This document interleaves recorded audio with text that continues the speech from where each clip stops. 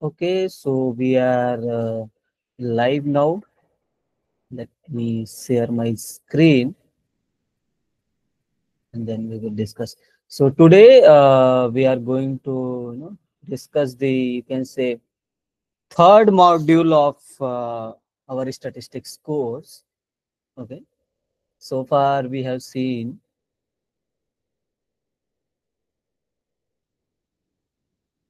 Let me share my screen. So far we discussed about. I mean, we started from week 1. Joint distribution of two discrete. Okay, can you see my screen? Is this slide is visible to all of you? Yes, sir. Yeah. So in we started in week 1 joint distribution of two discrete random variable. Then we moved on function of two discrete random variable and all. Then expectation variance, Chebyshev inequality, Markov inequality. All those things we have seen already. Then in week 5, 4 onwards, we moved on in continuous word. Then we saw joint distribution of discrete and continuous. Then we moved on, joint distribution of two continuous. So now this is the you can say a third part or third module of our statistics course that you might find interesting. Okay, so let me discuss. Okay, so we'll quickly go through the content of week 7. Okay. Okay, so anyways, so let me start the content. So very first thing, we will try to understand the what is the meaning of IID. Okay, so okay, anyone, what's your thought on what is the meaning of IID? What do you understand by the IID? The given random variables are identical and Mhm. identically distributed. Okay. They are So okay, independent. what They are yeah, independent and what is the advantage of taking IID samples? Any thought? it makes our life much simpler because if we just solve one and all other things behave the same way and Mhm. Okay, correct. So actually, full form of IID is you can say independently and identically distributed. Okay, so let's try to understand. I will write the. Okay, before let me take one example. Suppose there is one example for this iris data, right? Iris data. Okay, forget about this iris. Suppose I want to do, I'm interested to know some characteristics about, let's say rose plant. Okay, all right.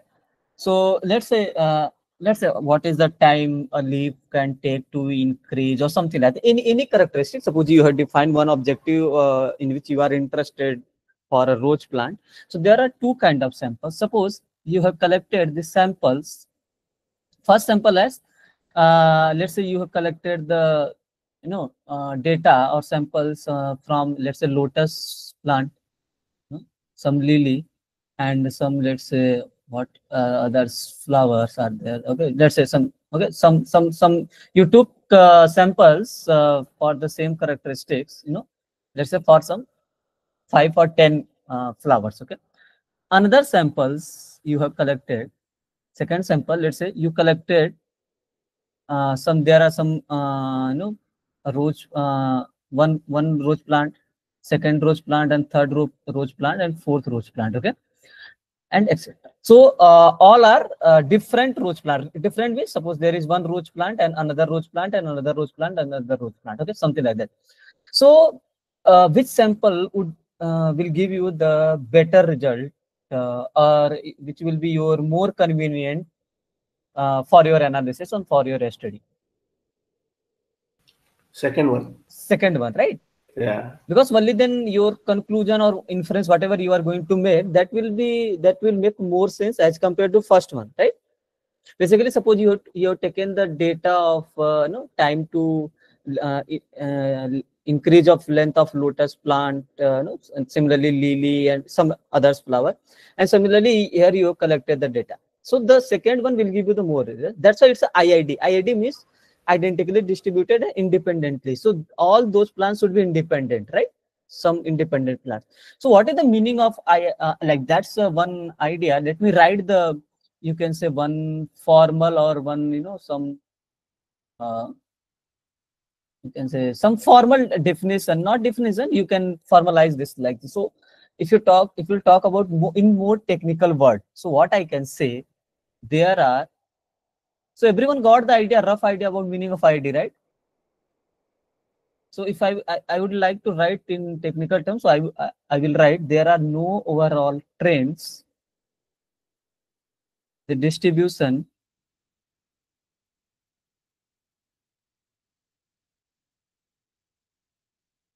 so I will say doesn't fluctuate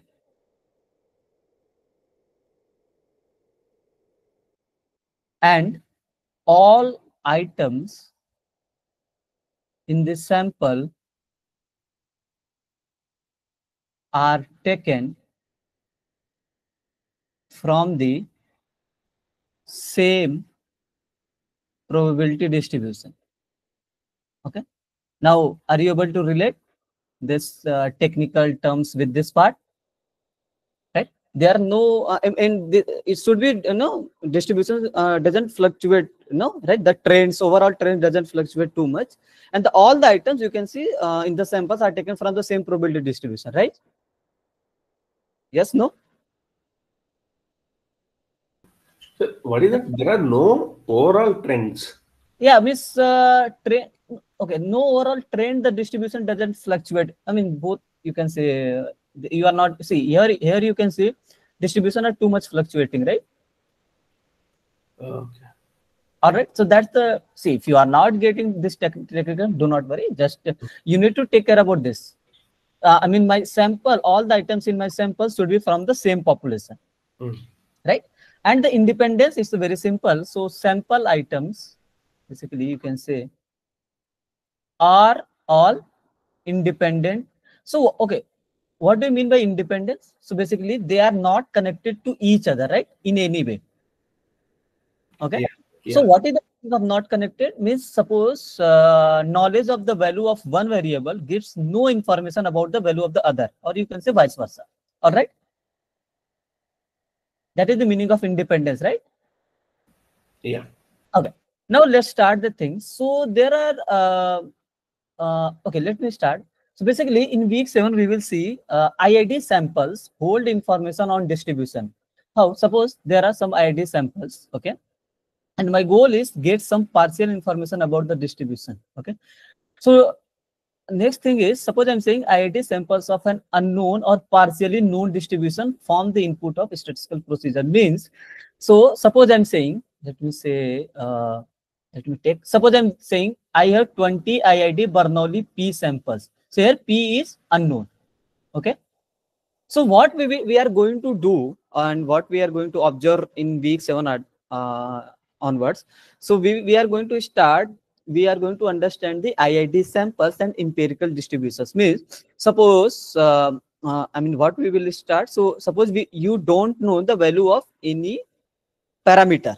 Okay, let's say suppose here P is unknown. Then how you can estimate this P from the given sample? Okay. Yes or no?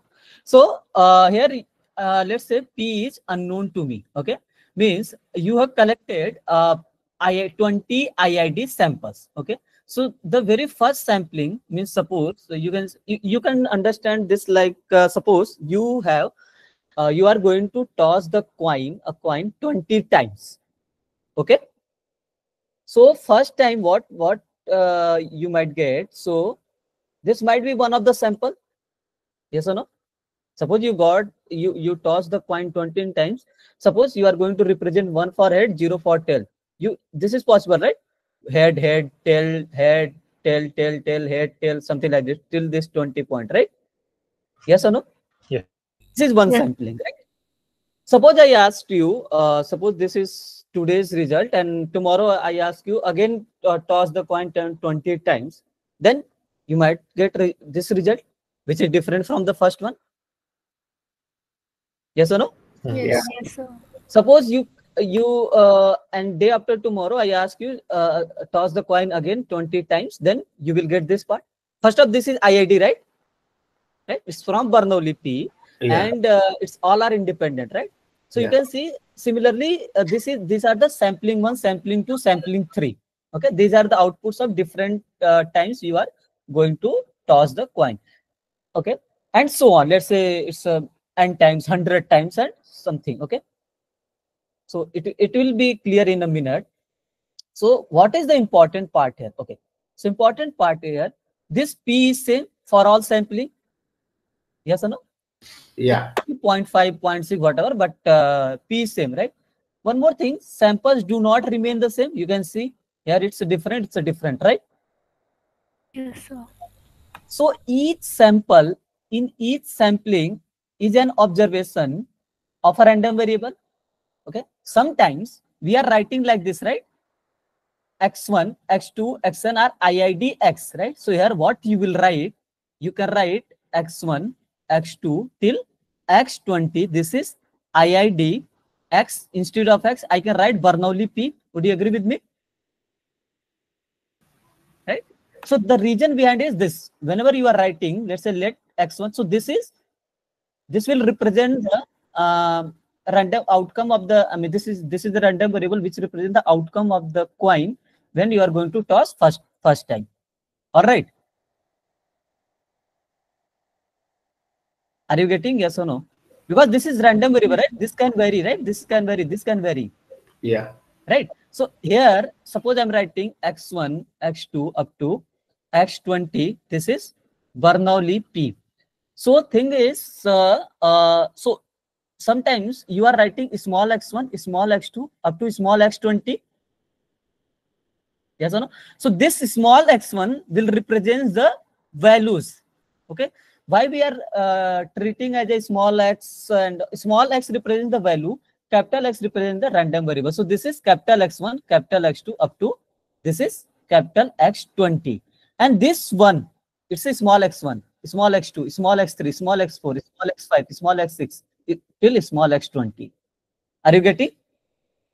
So this is a random variable because for each sampling, whenever you are going to do the sampling, whenever you are going to repeat your sampling, you will get the different outcomes. Correct?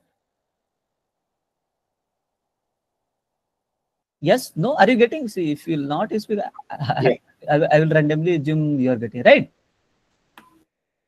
Yes or no? So you can see, so this is your samples, and if I'm going to write a small x1, small x2, small xn, so this will call as a one sampling instance. Okay. Yeah. This is just a technical term. Okay, if you are writing capital X1, capital X2, capital Xn, I will say these are my samples, or let X1, X2, Xn are IID random variables from X. Okay, here it's in generalized form, and small x1, small x2 from one sampling instance. So this means, so this small x1 to small x20, this is one sampling instance. Okay, another sampling instance is small x1 to small x20. That's all. This is the meaning. All right. Yeah. Okay. So you can say the distribution of X is partially known or unknown. So what is the meaning of partially known? Means you know the distribution, but parameters is unknown. Okay. Here, for example, you have to draw the samples from Bernoulli P, but P is unknown. Suppose you have drawn the samples from normal mu comma sigma square with mean mu sigma is unknown. Okay. So this is something called partially known. Actually, in real life scenario, right? Whenever you are going to perform any study, any analysis and all, any data analysis you are going to do. So the thing is, you don't know the value of the parameter. Okay, what you will do? You will simply collect the observations. You will simply collect the data, and you will perform your analysis, and you will find a estimate for that particular parameter of the population based on that sample. Okay, we will see, it will be clear in a minute. Okay, so far it is clear. This samples IID and small x1, small x2, these are just denotes this sampling instance, right? Yeah. Okay, all right. So if any one of you any doubt at any point, do let me know. Okay, so let's say what kind of information we can get. Okay, or we there might be some questions in which you are interested. So what kind of information you can get? What is the mean of X? What is the variance of X? What is the probability X greater than some T? And what is the probability X will lie between A and B? What is the distribution of X? What is the size of T of X, means range of X? So these all kind of questions we will try to understand with the in upcoming slides. Okay. Now, second section is called empirical distribution and descriptive statistics. Now, so very first thing is called, this is the definition of empirical distribution. So what is this? Let x1, x2, xn follows xb IID samples. Now, is it clear, right? What do you mean by IID samples? Okay. This x1 can take any value, right? X2 can take any value. If you are going to repeat your, whatever the experiment, right? And this follows x. This x can be anything. It can be binomial, normal, anything. Okay. Another thing, let this means number of times that t occurs in the sample. So what is the empirical distribution? Is the discrete distribution. What is this? P of t is nothing but number of times this t will occur divided by n. This is very basic. You can relate with the probability definition. So can I say this is favorable outcome divided by total outcome? Yes or no? This is just a simple definition of probability, right? Yeah. Right. This is what. So let's try to understand with our example. Okay. Now here, suppose I'm saying what is the P of 1? That means number of times my x I will take value 1 divided by total. Total is 20. Yeah, sample size. So 1, 2, 3, 4, 5, 6, 7, 8, 9, 10, 11, 12. So this will be 12 by 20. That's all. If I will ask what is the P of 0, remaining 8 by 20. Is this clear? Yeah. Okay. Yeah, you can see P of 1 is 12 by 20, P of 0 is 8 by 20. Okay. Similarly, for the, okay, what do you mean by the empirical distribution? So this means I can say this will take value 0 and 1. For 0, probability is 8 by 20. For 1 is probability is 12 by 20. Right? Yeah. Correct? Now, if you see for the second sampling, so P of 0 is just 7 by 20 and P of 1 is 13 by 20. Just difference in count of 1 and count of 0. So here your empirical distribution will be, my random variable x will be 0 and 1 with probability 7 by 20 and with probability 13 by 20. Clear? I think these are very basic definition. What about this part? You can see. Suppose this is different. This is not a Bernoulli. This is different example. Suppose you have 1, 2, 0, 3, 0, 3, and all. These are the you have 20 examples. So what is the meaning of P of 0? Means number of times my xi will take value 0 divided by 20. So you can see 6 by 20 is the answer. Similarly, P of 1, P of 2, and P of 3. So your empirical distribution will be this one. Means your random variable will take value 0, 1, 2, and 3, and these are the respective probabilities. Any doubt, or is this fine? No. Oh, great. So, sir, is empirical distribution defined for one of the samples? I think for some. Yeah. So whatever the samples you have, you have observed, this is the. See, suppose I'm saying you have tossed the coin 20 times, right? So sometimes you are saying my x is taking value 0, 1, and 2 with this respective probability, something, right? So what you have decided this based on a given sample. So one of the samples, that's what I want to clear. Correct. One of the samples. For one of the sample, right? Okay. So that's why, see, in statistics, we are not 100% sure all of the time because these are the samples, right? And this can vary, okay? Okay, now, so let's see something more about this. Let me scroll down a bit.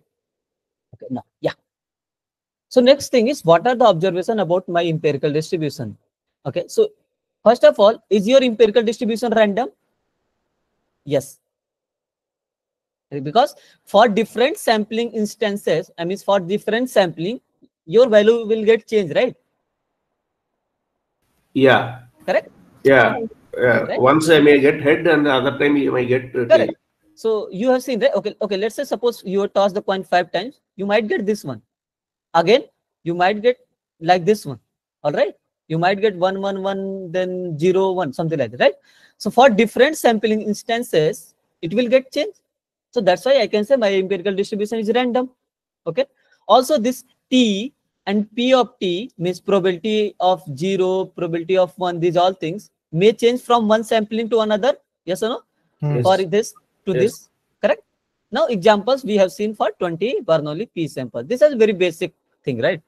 Now, what are the descriptive statistics? So descriptive statistics means what is the properties of empirical distribution? Means you have seen, right? In stats one also we discuss what is the descriptive statistics, mean, variance, and probability of a particular event and all, right?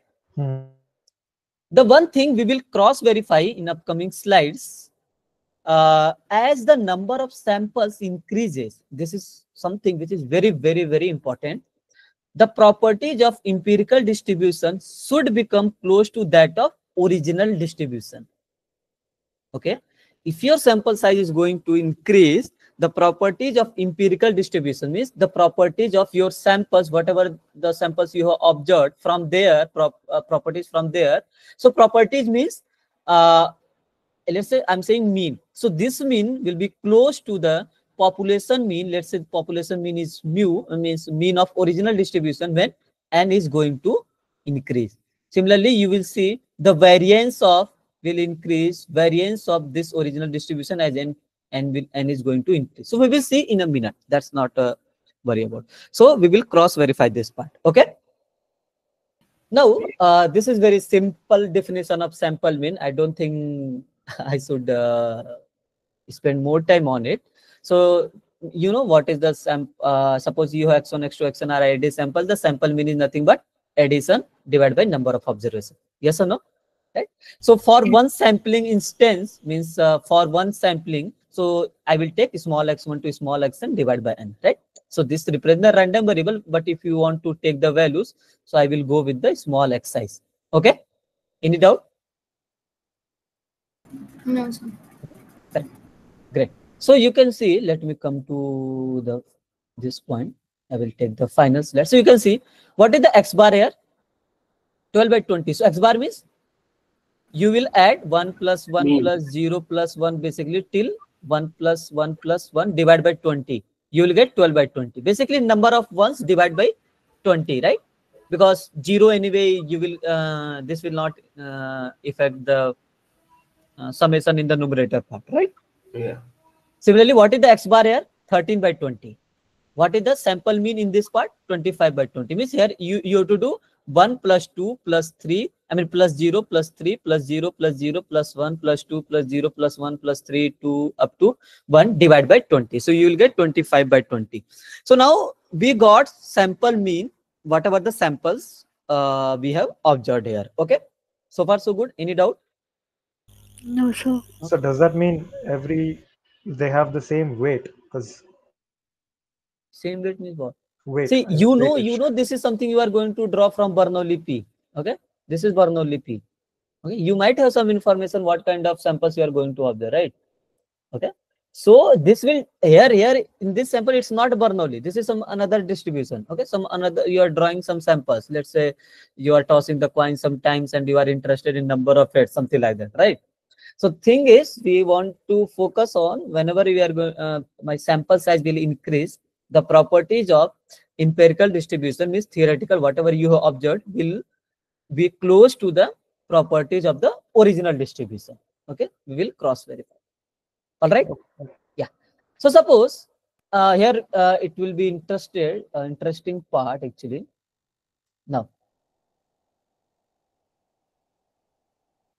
yeah, great. Suppose I'm saying I have Bernoulli 0.5 samples. Okay. Suppose you have drawn Bernoulli 5 samples. I mean, samples from Bernoulli 0.5. So this is your success probability. Okay. And I'm saying x1, x2, xn are IID 0, 1. This is the 0.5. So for 0, probability will be half. For 1, probability will be half. So what is the mean of Bernoulli distribution? It's a P, right? Which is half. What is the variance in case of Bernoulli distribution? P into 1 minus P, which is 1 by 2 into 1 by 2, which is 1 by 4. Yes or no? Yes.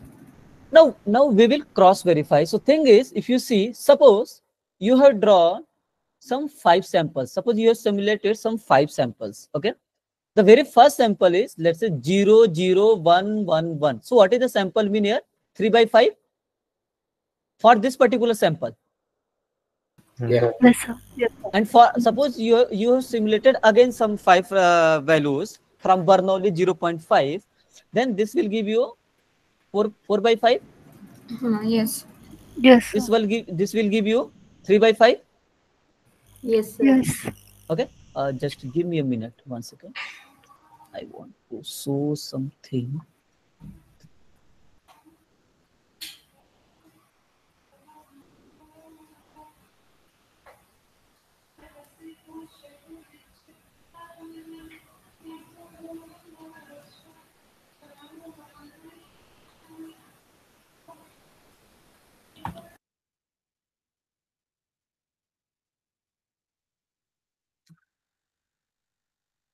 One minute, just give me 1 minute.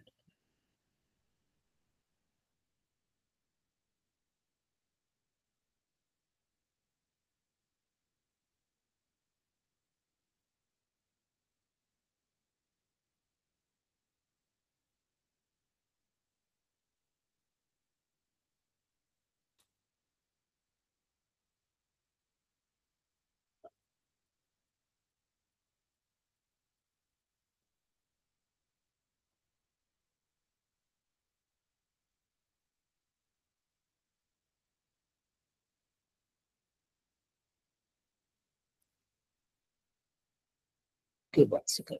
Just I'm writing a code, small code, so that I can show you how you can generate the values. Okay.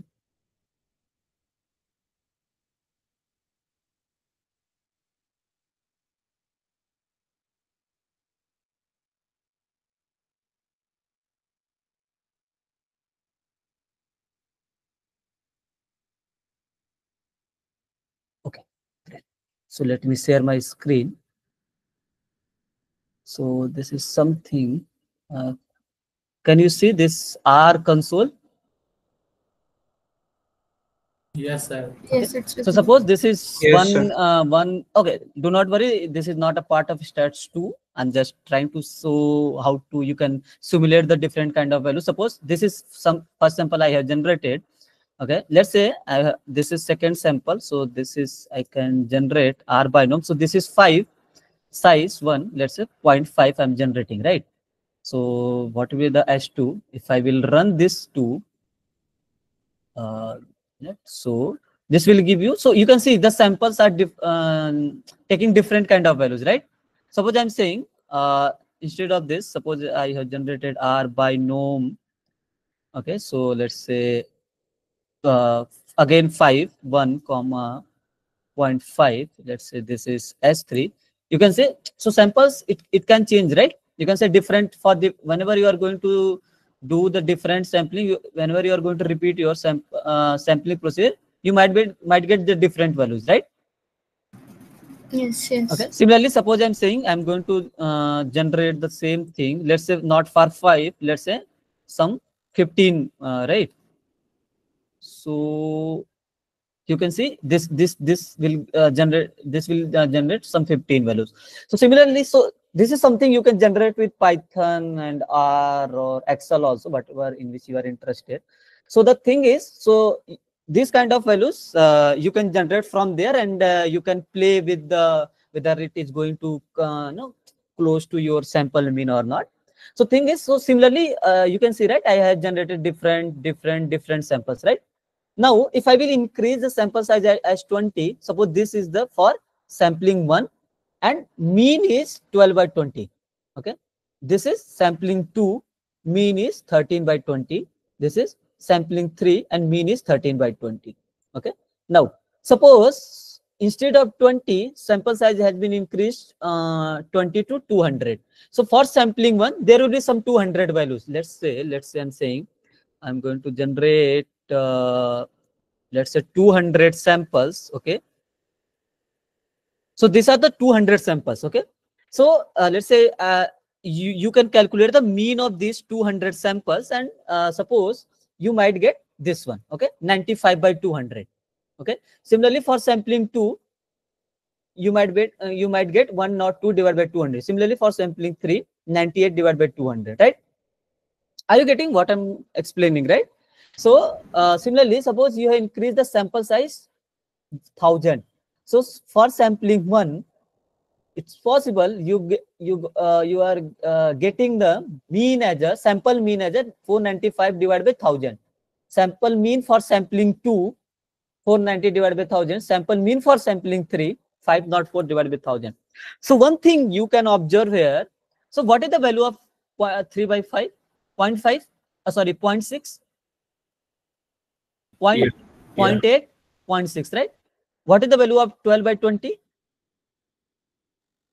0.6. 0.6, right? And what is the value of this? 0.495? 0.49? 0.504, right? So if you see, what is the original mean? Original mean is 0.5, correct? Yeah. Now if you see, when I had n equal to 5, I got 0.6, 0.8, 0.6, right? This is the sample mean. When I increase n equal to 20, then there is some different values. When you will increase the n is equal to 200. So if you see, 95 divided by 200 is what? 0.475, right?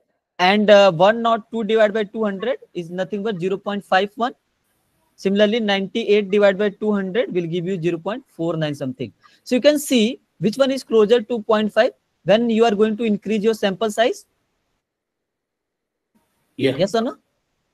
Yeah. Correct. If you increase the sample size, you can see the mean of your sample observations of the sample is close to mean of the original distribution. Yes or no? Yes, sir. Correct. Now let's cross verify for distribution of normal distribution. So these values, do not worry, these are not some random values. You can generate, you can simulate from your system. So let's say for in R, if you want to generate the samples from normal distribution, so n is, let's say I'm interested to generate 10 values. Mean is let's say 0 and variance is let's say 1.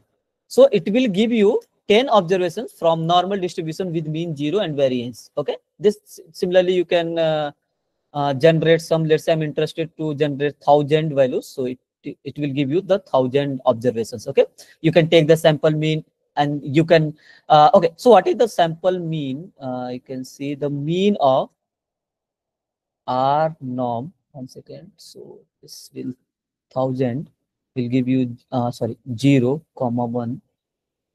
So you can see the mean is very close. It's close to 0, right? Mean of 1000 observations from normal distribution. Yes or no? And mean of original distribution is 0, I took. Correct? Sir, what is this? 1 second. So you can see I generated the 1000 values from normal distribution. Okay. And my original mean was 0 and variance was 1. Okay. And I took the mean of 1000 generated Values. observation, which is 0.007, which is close to 0, right? Okay, so that's something we are trying to understand here. So let's say we have generated the samples, IID samples from normal with mean 0 and variance 1. So this is mu is 0 and sigma square is 1. Okay. Now, suppose you have generated only 5 samples and sample values are, since you know in normal distribution, my x can lie from minus infinity to infinity, right? That's why you can see values are in negative also. Yeah. Correct? So, would you like to have a butter chicken? sorry, hello. So you can see the very first samples, what are the observation? 2.17, 0.10, 0.75, minus 0.75, minus 1.05. And what is the sample mean? Sample mean is minus 0.25. So this 0.25 is nothing but, minus 0.25 nothing but addition of all these 5 observations divided by 5. Okay. Is this clear? This sample mean is, this sample means mean of these observations. Who is this?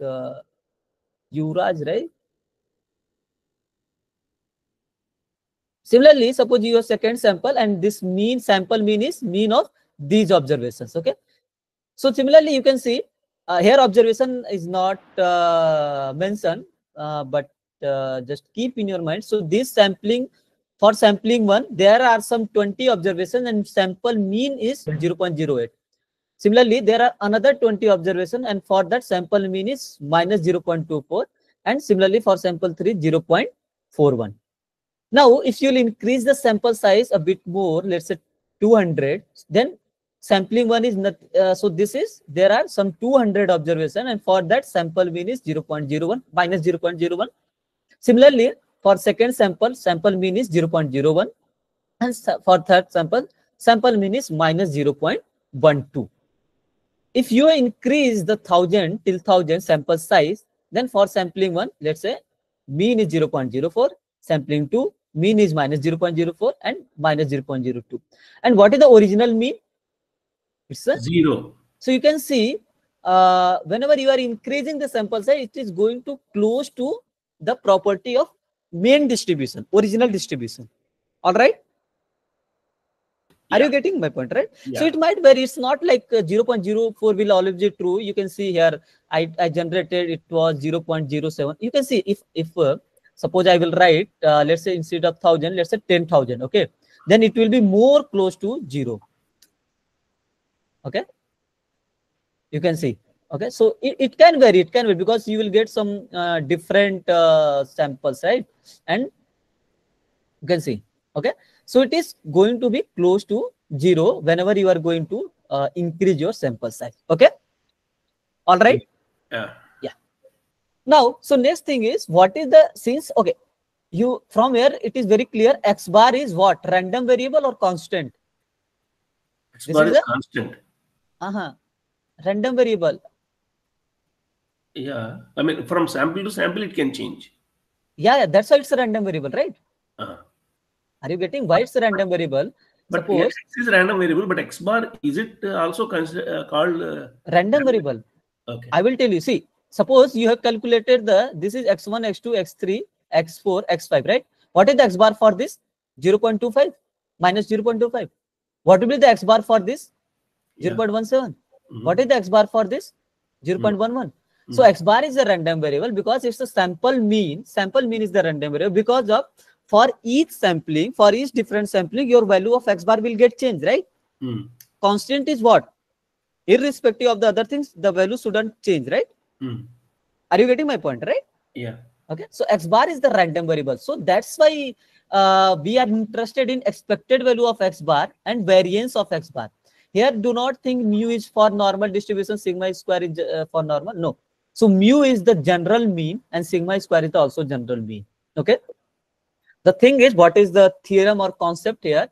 If you have x1, x2, xn are IID samples whose distribution has a finite mean mu, it can be anything. Okay. And variance sigma square, the sample mean, this x bar has the expected value, and variance, expectation of x bar will be mu and variance of x bar will be sigma square by n. The derivation I can show you. Okay, let me write. Suppose I'm saying x1, x2, this xn, this is IID from x. Okay, and suppose expectation of x is mu. Okay, that's the information. And variance of x is sigma square. Okay, now expectation of x bar. So x bar means x1 plus x2 plus so on xn divided by n. Correct? And I can take 1 by n outside or not? Yeah. It will be x1 plus x2 till xn. Now, expectation I can take inside, expectation of x1 plus expectation of x2 plus expectation of x of n. Yes or no? Yeah. Right? We have seen expectation of x plus y is nothing but expectation of x plus expectation of y. All right. Yeah. Now, what is the expectation of x1? Since this is IID, mean will be same. Yes or no? Yeah. See, that's the meaning of IID, right? So I'm saying x1, okay, for example, suppose I'm saying x1 follows Bernoulli 0.5. Then what is the expectation of x1? Is 0.5. That's all, right? Here, I'm saying this is IID x. This x is anything, Bernoulli normal, hypergeometry, it can be anything. So expectation of x is mu. then expectation of each xi will be also mu because it's IID, right? Identically distributed. So it will be mu, expectation of x2 mu, and so on mu. So it will be n mu divided by n will get cancel out mu. So you can see expectation of x bar is also mu for IID samples. Yes, yes or no? Yeah. Now let's see the variance of x bar. Okay. So what is the variance of x bar? X bar is nothing but I can write x1 plus x2 plus so on xn divided by n. Okay. 1 by n will be outside or 1 by n square. 1 by n is square. It will become 1 by n square. Correct. And we know variance of x plus y. I can write variance of x plus variance of y when x and y are independent. And it is given that each xi is x1, x2, xn are IID from some x, right? Yes or no? So it's already independent. So first of all, let me go step by step. Oh, do they have to be IID also? For in no. It's not necessary for IID here. It's an independent only. Okay. Correct. Yeah. So in IID, it's independence and identically is same. So independence, by the concept of independence, first of all, I can write variance of x1 plus variance of x2 plus so on variance of xn. Okay. Since these all are IID, then mean and variances will be the same. Yes or no? So variance is given as sigma square plus sigma square plus sigma square, right?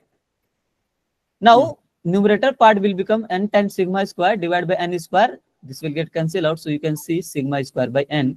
So variance of x bar is sigma square by n. Okay? Sir, can you repeat this last part? See, this is sigma square, sigma square, sigma square. Oh, those are n sigma square. Yeah, this is n times, right? Because n IID random variables is there, right? Yeah.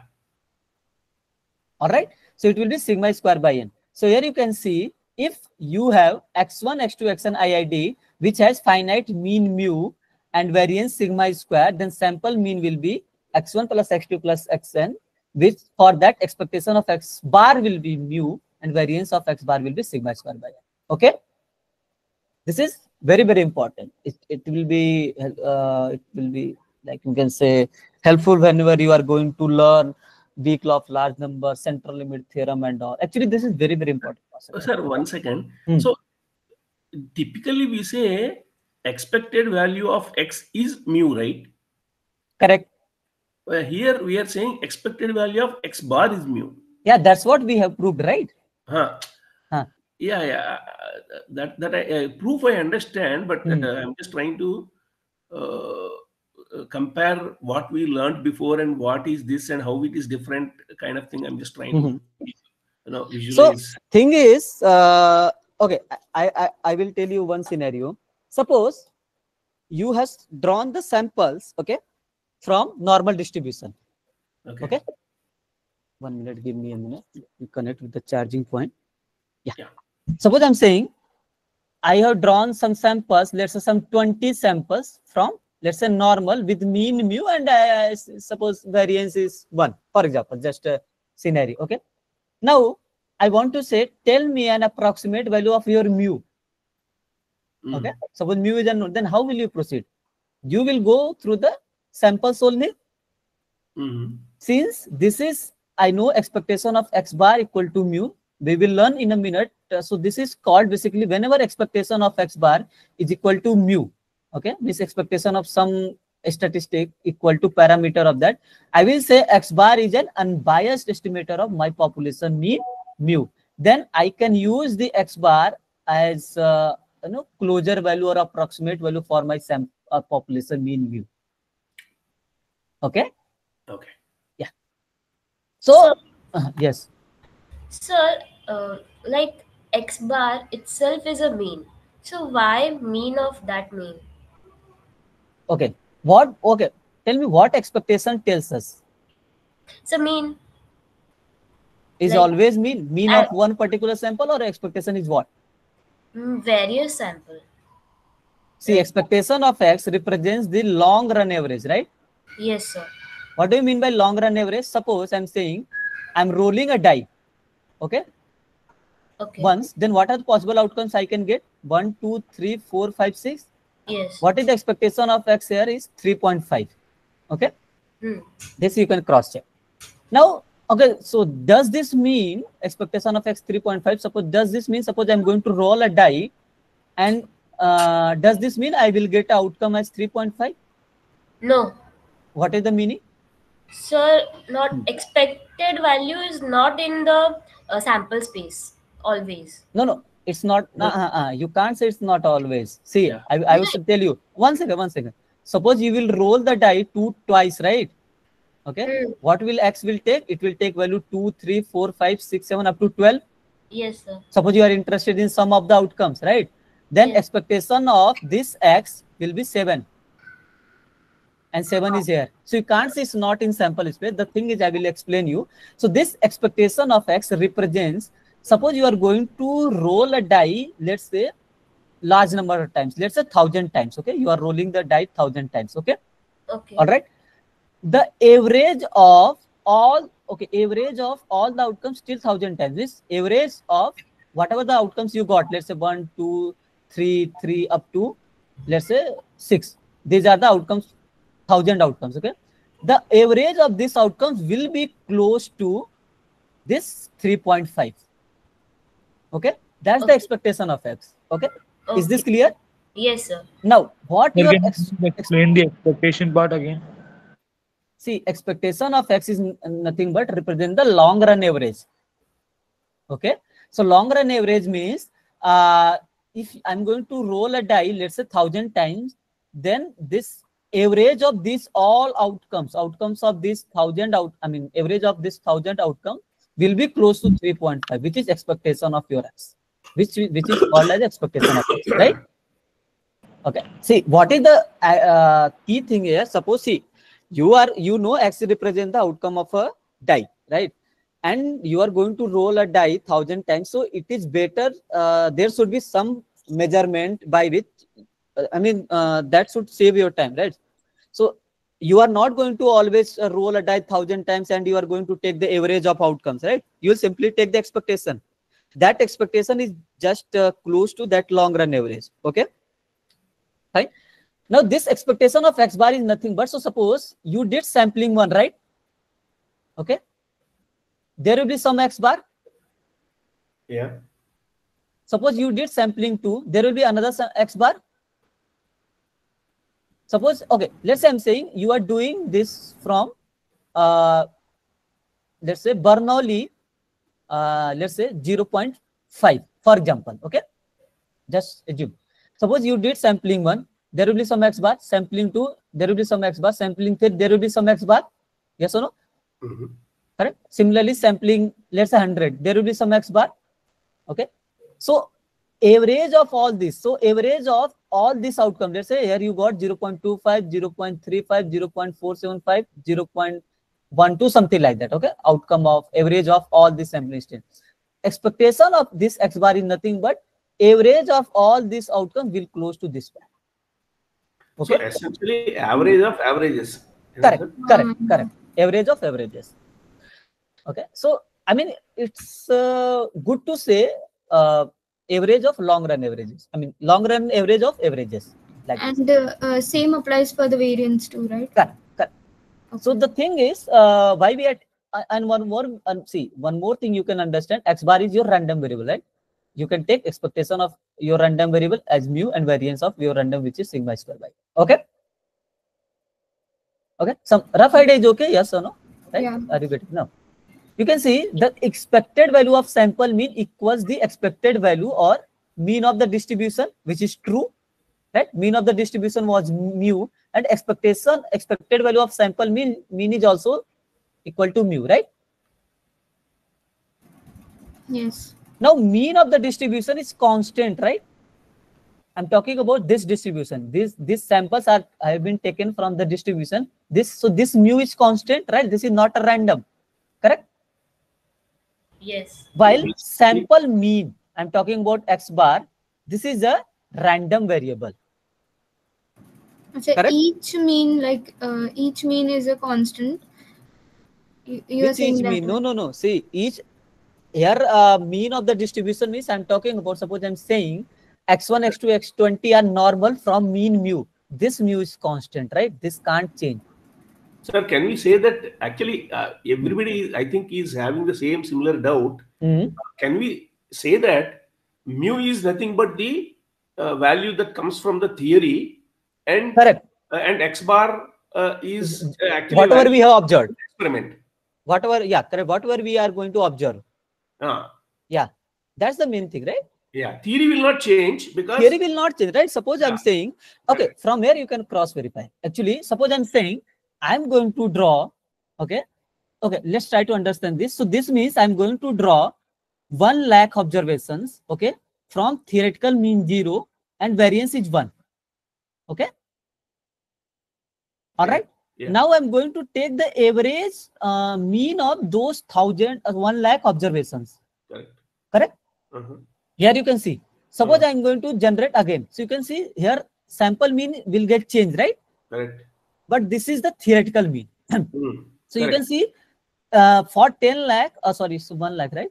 Yeah, for 1 lakh observation, this is close to this 0.008 is close to 0, right? Yeah. That's what I'm trying to explain. So basically, mu is the theoretical mu, and Correct. x bar is the actually it's nothing but mu, but it is something that is coming from the experiment that we No, have no, conducted. you can't see, you can't see mu. It's close to mu. See, it's a very difference in statistics if you are saying it's the exact mu. Okay, you can't see it's a mu. It's close to mu if I'm taking the expectation. Okay. Okay. So the key thing you have to observe the sample means. Sometimes people think it's a constant. It's not a constant. It's a random variable because it can change as per the different sampling outcomes. All right. Yes or no? Are you getting my point? Right. Yeah. Another thing, variance of the sample mean you can say decreases with n. Right? Means by if you see mathematically, if n is large, let's say n is tending to infinity. If okay, what is the value of n by 1 by infinity? It's 0, right? Yeah.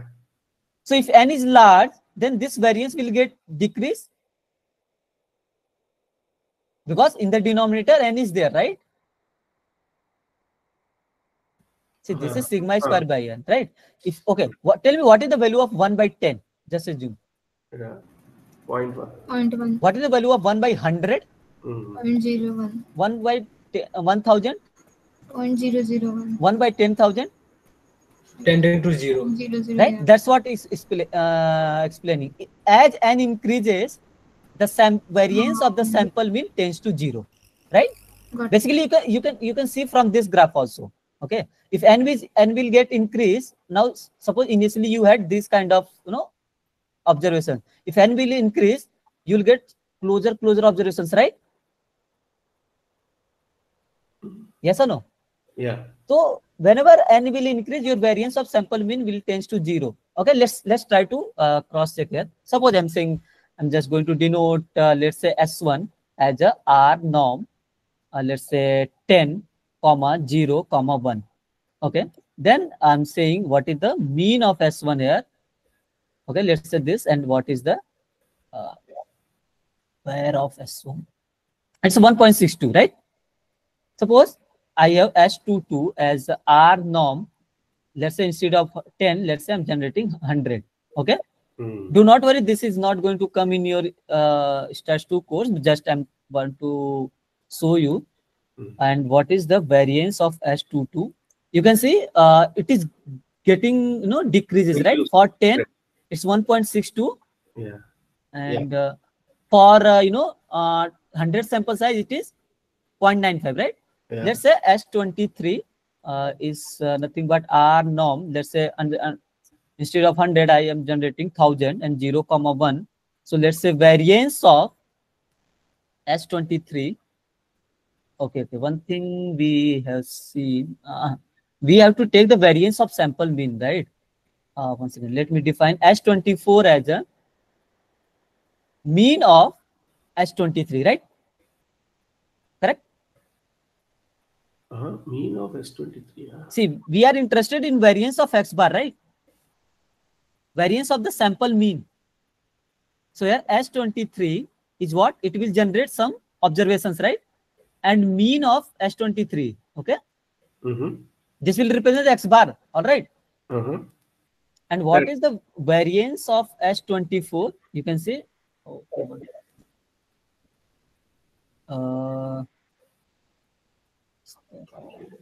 sir, because mean is a value, that's why it won't. You should yes, variance of S23. Correct. You got to put in a loop. Yeah, sorry, yeah. 8,000 times then that. Yeah, so we can do similarly. Okay, now you got the idea, right? You can see the whenever you are increasing the sample size, yeah, that I have to check. Your sample, variance will get changed. It will decrease basically. It will tend to 0. Yes or no?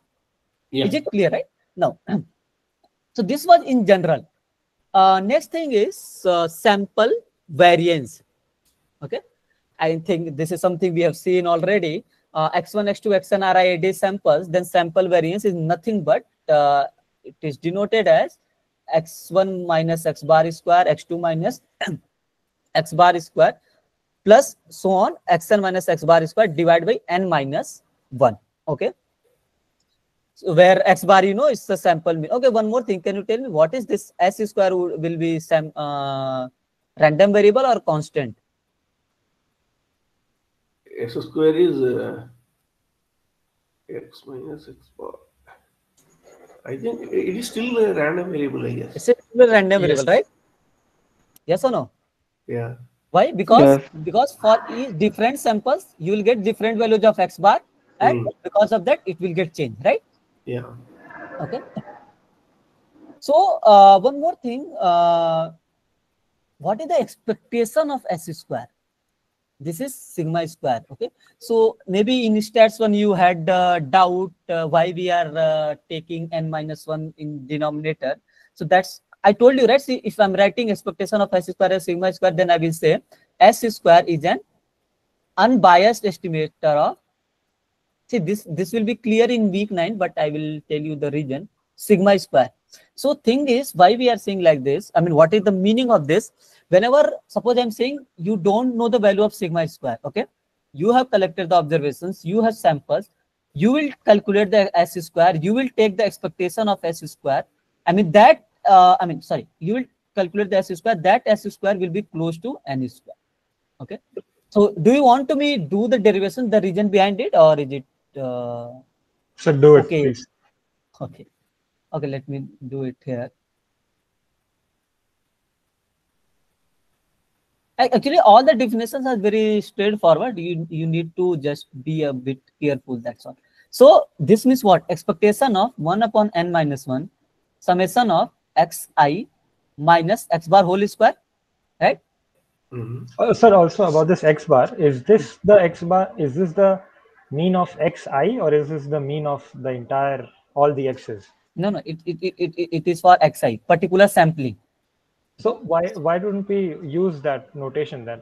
Xi bar and X2 bar and X3 bar. No, it's fine, right? See, okay, suppose you are going to define your random variable. You are not going to define for all the sampling you observed, right? Suppose I'm saying you have tossed the coin 5 times. It's say, let's say 1 1 0 1, right? You will say my X is taking value 0 1 and probability is 1 by 5 and 4 by 5. That's all, right? So this X bar is nothing but X bar of these observations. That's all. Okay. So that's why that's one of the samples, right? Correct. Okay. Suppose I'm saying X is 0 1 and this is 2 by 5 3 by 5, right?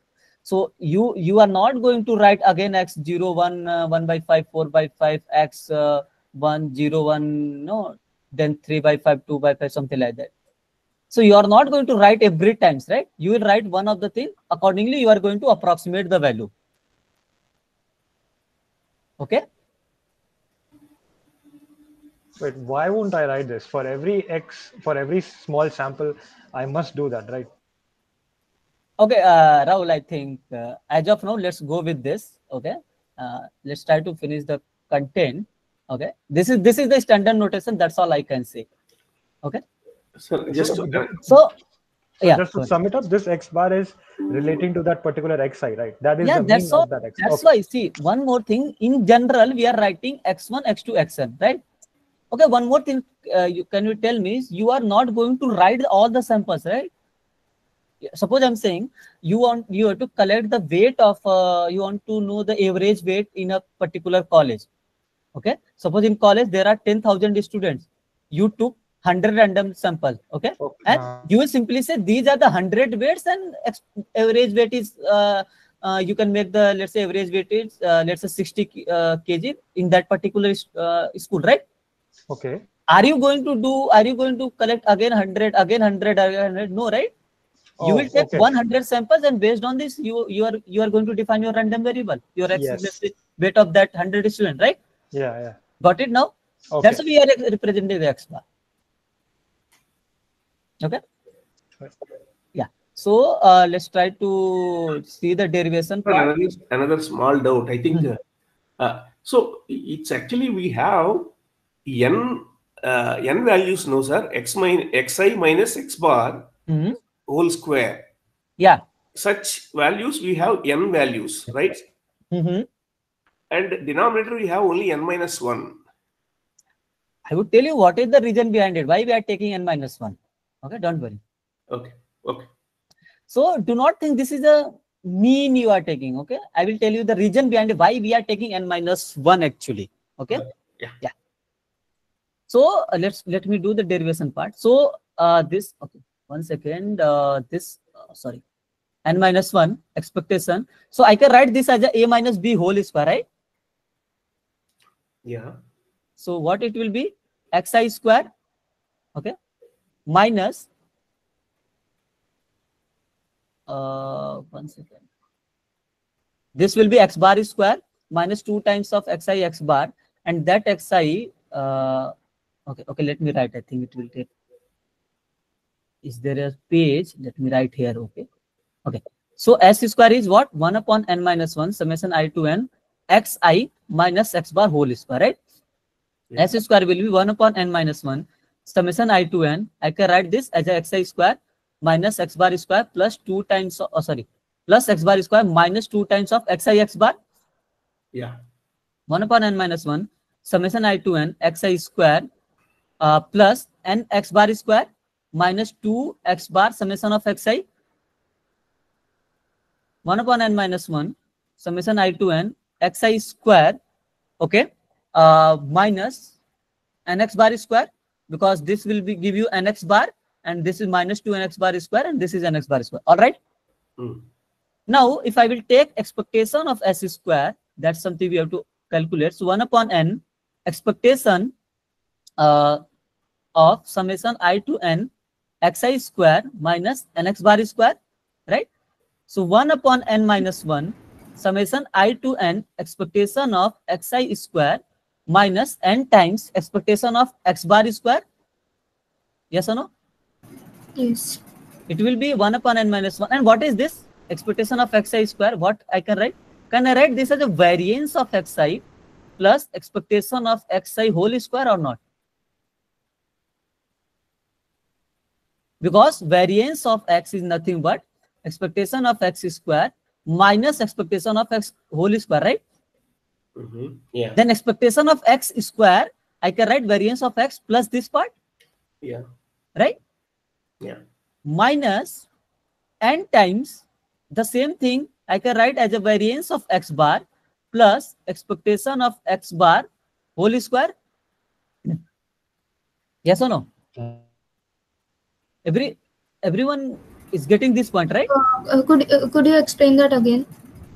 See, what is the formula of variance of x? Expectation of x square minus of expectation of x whole square, right? If I want this quantity, I will replace this to right left hand side, right? Achha, yeah. So similarly here it was xi and here it was x bar. And what is, okay, tell me what is the variance of each xi? It's a sigma square given to us. Expectation of xi is mu, it's a square, it will be mu square. All right? Yeah. Minus n. What is the variance of x bar? We did. Tell me. Sigma square by n, right? Sigma square by n. plus expectation of x bar, again mu square. Clear? Yes. Is this clear to all of you? Yes. Now it will become n times sigma square. Summation will go inside. It will be n mu square minus n sigma square by n minus n mu square. So this n will get cancelled out, and this plus n mu square will get cancelled out. This minus term. It will be 1 upon n minus 1 n sigma square minus sigma square. It will be n minus 1 sigma square divided by n minus 1. So n minus 1 will get cancelled out. So you will get expectation of s square as a sigma square. Okay. So the reason behind it, taking n minus 1, it will give you the unbiased estimator of your sigma square. That will be clear in week 9. If you will take n, right, you will get n minus 1 sigma square by n. So this is not equal to sigma square. Are you getting? So basically, if you are taking in the denominator n, you will get n minus 1 sigma square by n. Yes or no? Yes. I think who was asking that n minus 1 and Me, sir. It's yeah. me. What's your good name? Prasad. Yeah. Okay. So Prasad, can you see this? You are getting this point, right?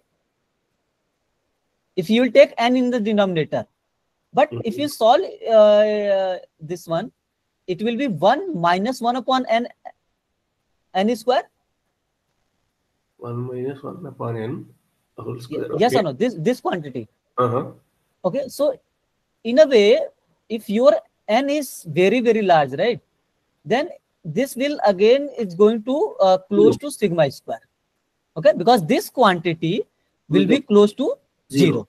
Okay, but to get the unbiased estimator, we are going with n minus 1 part. Okay. So this is expectation of s square. Now we are not going to see the variance of s square because this might be a bit you can say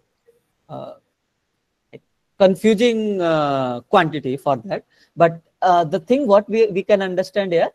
So first of all, this s square is the random variable, and variance of the distribution, this will be the constant, right? Now values of sample variance, you can say on an average gives the variance of distribution. One more thing we have seen, variance of x bar was sigma square by n, right? And we saw if n is going to increase, whenever n is increases, this variance will close to 0. Right? Similarly, if you see the if you are going to find the formula of variance of s square, there will be some denominator n quantity in the denominator, something like this. Yes or no? We don't suppose here we don't know the exact value, exact formula, but there will be 1 upon n minus 1 square for sure in the denominator part, right? Again, if you are going to increase n, this will be close to 0 or not? Yeah. Variance of s square. Right? This will decrease basically. Sir, I had another doubt. Sir, Yeah. in term 1, they described about sample spaces and sample variances.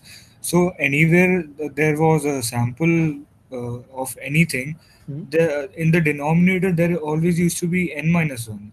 Yeah, we have used n minus 1 here, right? Right, sir. So why did we use n minus 1 instead of n? Where we have used n? No, sir. Like, why did we use n No, minus 1 in he sample? was asking the same doubt that I asked just few minutes back, which you explained, sir. Yeah, this is the case, right? So thing is, this n minus 1, okay, this we are going to actually bias estimator, unbiased estimator, we will see in week 9. Basically, when you can say your estimator is unbiased, okay, here sample variance is unbiased estimator of this population variance, okay. So when it will be unbiased, then you are taking in the denominator n minus 1, okay. In that case, it will give you the unbiased estimator, okay. But if you are going to take n instead of n minus 1, so you will get expectation of s square as n minus 1 divided by n. If you will solve this, you will get 1 minus 1 by n sigma square. So if your n is going to increase very, very large, right? N is should be very, very large. Then I can say then it will be close to sigma square. Okay. But if you are taking in the denominator n minus 1, it will give you the unbiased estimator. Okay.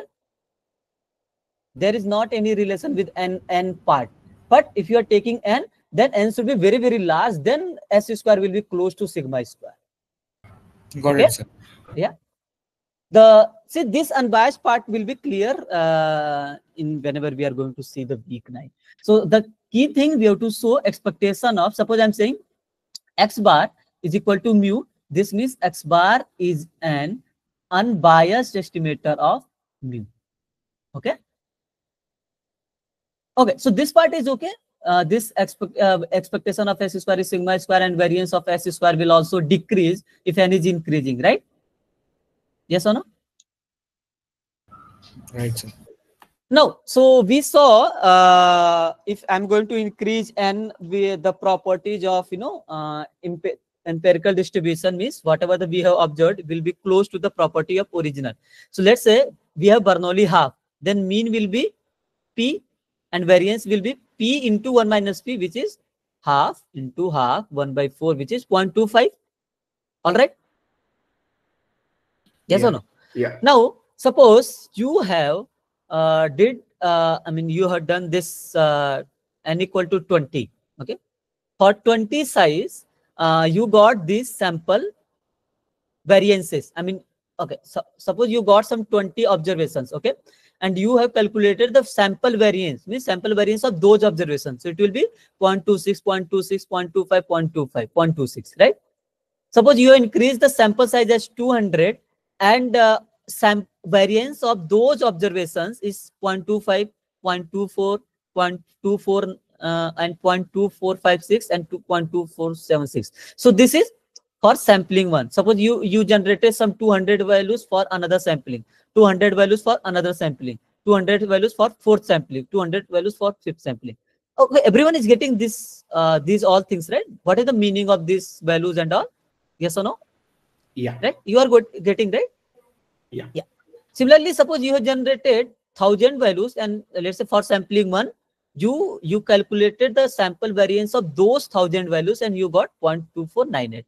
Similarly, for sampling two, you got this variance, this variance, this variance, this variance. So what you can see, when n is going to increase, the variance of these sample values is close to The variance of original.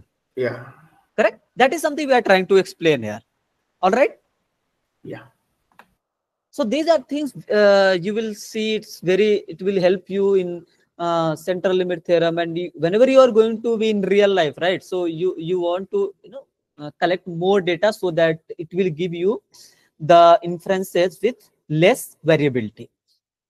Okay. Similarly, for normal, you can say, suppose you have generated 20 sample size. So for sampling one, you get this variance, you get this variance, this variance, this variance, this variance. Similarly for 200, similarly for 1000. So you can see this is close to 1 whenever you are going to increase n.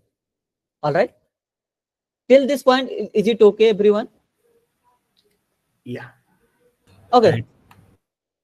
So next part is called sample proportion, which is very, very easy. Suppose I'm saying x1, x2, xn are some ID samples from your x. Okay, and I'm interested to calculate a. A means, let's say my random variable x is greater than some t, and I have defined my event a is, and my random variable x is between a and b, some values. This is something just basically what sample proportion represents. Sample proportion of event A is nothing but number of times that my xi is true, okay, for which my A is true. Okay, it will be clear in a minute, and divide by total. Basically, you can say it's a basic definition of probability. Yes or no? Favorable divided by total. That's all. Yeah. Yeah. Okay. Now you can see, suppose I'm saying my event is A is nothing but here x equal to 1. Okay. So I'm interested in all those xi for which A is true. So which is 1, 1, 1, 3 times, 3 by 5. That's all, right? Suppose you have samples this one, and I'm saying what is the proportion of x is less than or equal to 0. What are those observations where x is less or equal to 0? Two observations. This one and this one, right? So it will be 2 by 5. What are the sample proportion for this event? X is lie between 0 and 1. 1 and 2. Yeah. X is greater than 1. It is 1. Which is 1.1, which is 1. That's all. This is the sample proportion. Clear? Mhm. Okay. Now one more thing we have seen. I had sample mean, then we have seen expectation of x bar, which was mu. Variance of x bar we saw, which was sigma square by n, right? Mhm. Since here sample proportion will be random variable or not? Random variable, because if you change the sampling, you will get the different values, and accordingly your sample proportion will get changed. Yes or no? Yeah. So thing is, what is the expectation of sample proportion of A? This is close to again P of A, and variance of S of A is close to P of A divided by 1, into 1 minus P of A divided by N. What is the P of A? Is the probability of that particular event. Now, this thing you can understand with this part. Okay, let me take, okay, 1 second. So we have seen something initially x1, x2, let's say xn. This is IID from x. Suppose expectation of x is mu, variance of x is sigma square, right? And we saw what was the expectation of x bar, again mu, and variance of x bar we have seen it's a sigma square by n, right? Yes or no? Is this clear? This is something we have seen, right? Yes, sir.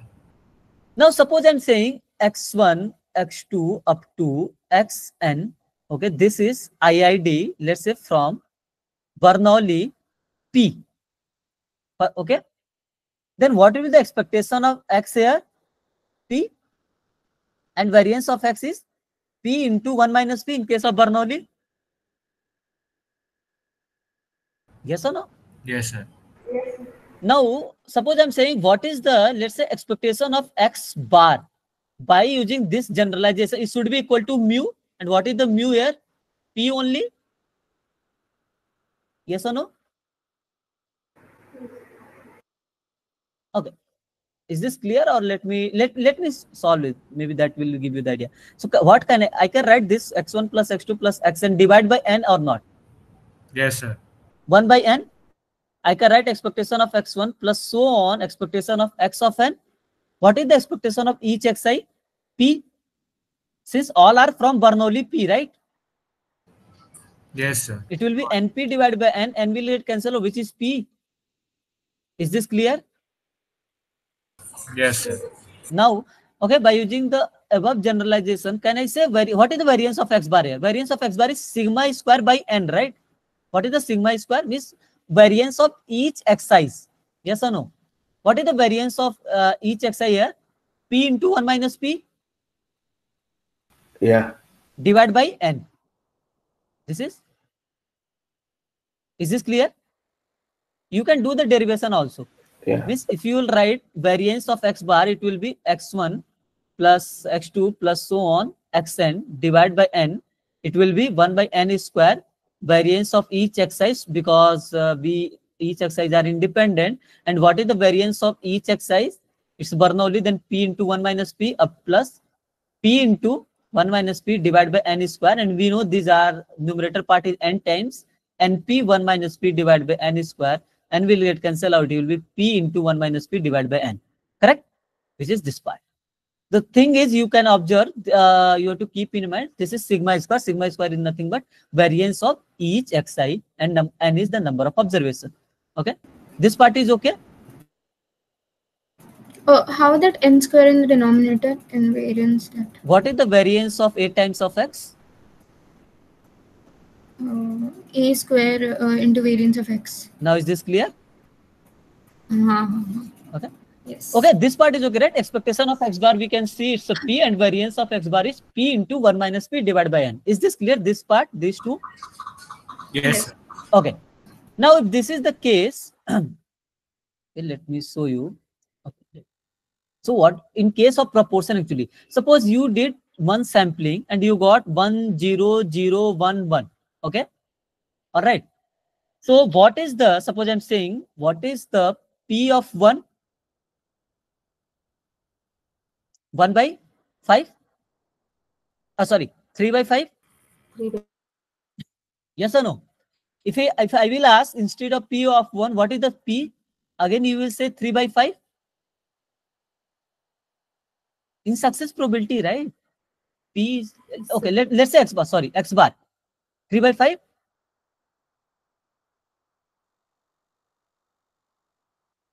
Yes, no, are you getting this part? X bar is 3 by 5, yes or no? Yes, sir. Right? Suppose you got sample Yes, 1, 0, 0, 1. What is the x bar here? 2 by 5? 2 by 5. And what is the, suppose P of 1 here? 2 by 5. Right? 2 by 5. Okay. For this Bernoulli, I can see this x bar and P of A, let's say P of A is same. Right? Yes or no? Yes, Is this same or not? same. Right? So, what is the expectation of x bar? This P only. Okay. Means expectation of x bar is P only. So, I'm just trying to relate with this example. So, I will say expectation of, sample proportion of this is equal to the actual probability. So here you can see this x bar is nothing but this is your sample proportion, and this P is nothing but actual P. So your actual P is in, let's say, half, for example, then this will be equal to actual P. So what is the case? So here expectation of sample proportion will be nothing but P of A, and variance of sample proportion will be nothing but P of A into 1 minus P of A divided by N, which we have seen in case of Bernoulli. Expectation of x bar is P and variance of x bar is P into 1 minus P divided by N. All right. So you can relate here. X bar was equal to sample proportion. Actually, this shouldn't be P of 1. P of 1 you can say, or S of 1. Okay. And you can see this sample proportion was same as x bar in case of Bernoulli, and this P is nothing but equal to P. Is this clear? So you can relate with this Bernoulli example. Expectation of a sample proportion is nothing but equal to P of A. I mean, what is the probability of that particular event A for original distribution, and variance of sample proportion. Is this clear? So what do you mean by proportion? Basically, it's a very similar to Bernoulli or binomial, because proportion means what? I mean, suppose you have sample 1, 0, 0, 1, 1, 1, something like that. I will ask what is the sample proportion of 1. So you will simply say it's a 4 by 6, right? And which is same as probability of getting 1 whenever you have success. So this is same as Bernoulli part actually. Is this clear? This formula? This formula? Yes, sir. Right? Is this okay for everyone, right? Yes, sir. Yes, sir. I'm getting only 1 or Yes, 2 sir. yes. So I don't know whether you are getting or not. If you are not getting, do let me know, right? We can discuss more on it.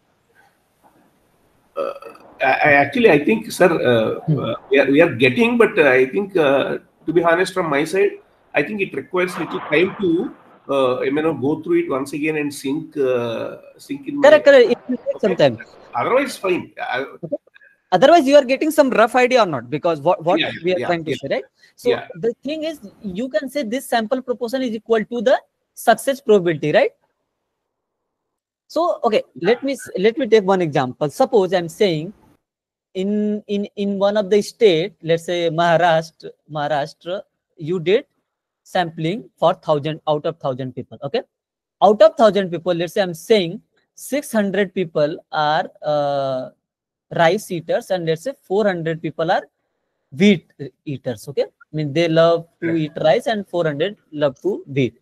And suppose I'm interested in the proportion of people who eat rice. That means what? My success is that people who eat rice, right? Correct. Okay, first of all, this means what? You are getting 600 times 1, right? Means you took 1 people, let's say xi, and here xi is, let's say, x 1,000, right? You took 1 people, he might be rice or wheat lover, rice lover, wheat lover, right? Yeah. If I will ask what is the proportion of this rice eater, what you will tell me? 600 divided by 1,000. If I will ask what is the mean of this part, again you will tell me 600 divided by 1,000. Are you getting? Yes, yes. Yes or no? Because it's a Bernoulli something, right? Yeah. Are you getting? See, x bar is what? See, here it means 600 are rice eaters. That means what? 600 times 1 and remaining 400 times is 0. So it works only as long as the sample space is binary. Correct. So that's what you can go with this, right? As of now, I'm going with this, and I want to explain this part only. This formula. Actually, in case of okay, now you got the idea, right? Here x bar is same as this proportion p or not. Okay. So we got expectation of x bar in case of Bernoulli, it was p, and variance of x bar, it was p into 1 minus p divided by n, right? The same way, if you go with the sample proportion for that particular event, it will be close to the probability of that event, and variance of sample proportion will be probability of that into 1 minus probability of divided by n. Okay? Okay? Let's try to do more. Maybe it will be clear in a minute. Okay? So just can you go up a little bit? 1 second. In here? No, here. So expectation of x bar is p. So variance of x bar equal to p into 1 minus p by n. Correct. So typically, variance of x, when we say the variance is nothing but p into 1 minus p, no, sir? Yeah, variance of x, right? I'm talking about x bar. So if you are saying variance of x bar, then don't we need to sum up the p into 1 minus p n times and then divide it? I think you forgot this derivation part. So variance of x bar, I can write all xi, summation of all xi divided by n. This will be outside 1 by n square. Variance of each xi is p into 1 minus p, p into 1 minus p into 1 minus p. Okay. N times, and will it cancel out p into 1 minus p divided by n? Understood? Yeah. All right? Yeah. So, but how is it working, sir? Okay. See, this 1 by n, if you will take outside, it will be 1 by n square, right? See, you are getting confused. I'm not talking about variance of summation of x's. It will be n times p into 1 minus p, which is binomial.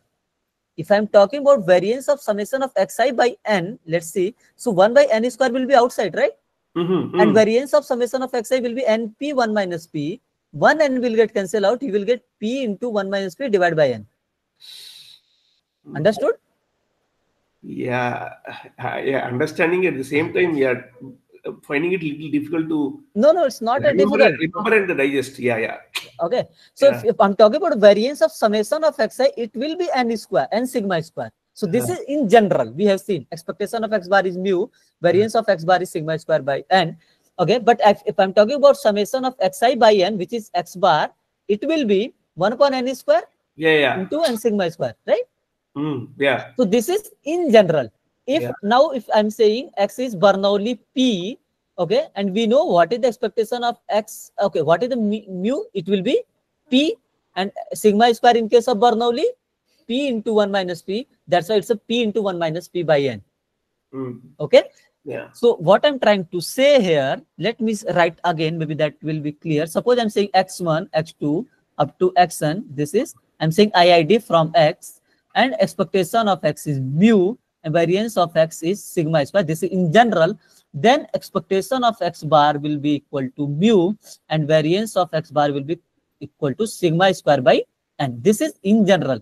Now, if I will say x1, x2, xn, these are, let's say, IID, Poisson distribution with parameter lambda, then what will be the expectation of x bar? Mu is mean of original, so mean of original is lambda only, and variance of x bar is sigma square. So what is the sigma variance of each xi in Poisson distribution? Lambda only. Mean and variance is same in case of Poisson distribution, right? So it will be lambda divided by n. That's all. Okay. If I'm saying x1, x2, xn, these are IID exponential with parameter lambda. What is the expectation of x? Here it will be x. It will be 1 by lambda. Variance of x, 1 by lambda square. That is mean and variance in case of exponential. If you will talk about expectation of x bar, by using this information, it should be equal to the 1 by lambda. What is the variance of x bar? It's a sigma square by n. What is the sigma square here? 1 by lambda square divided by n. That is 1 upon n lambda. Is this clear now? Wow. Okay. Yeah. Clear? Yeah. No. I think it's a little bit more clear, sir. Yeah. I think we will start feeling it more comfortable when we start doing the problems. Yeah. Correct. Or do let me know. We will do the sessions and all. Okay? That's not a problem here. Okay. So the same thing. I mean, let's proceed with this part actually. Now, suppose, I mean, the key thing what we are going to observe here. So here, suppose I'm saying x1, x2, xn are normal 0, 1, and suppose okay, if you will calculate this part, probability x is less or equal to -1 is 0.159. How you can calculate? You can integrate, or else you can convert this in standard normal variable, and this 0.159 is basically from this original part. Okay.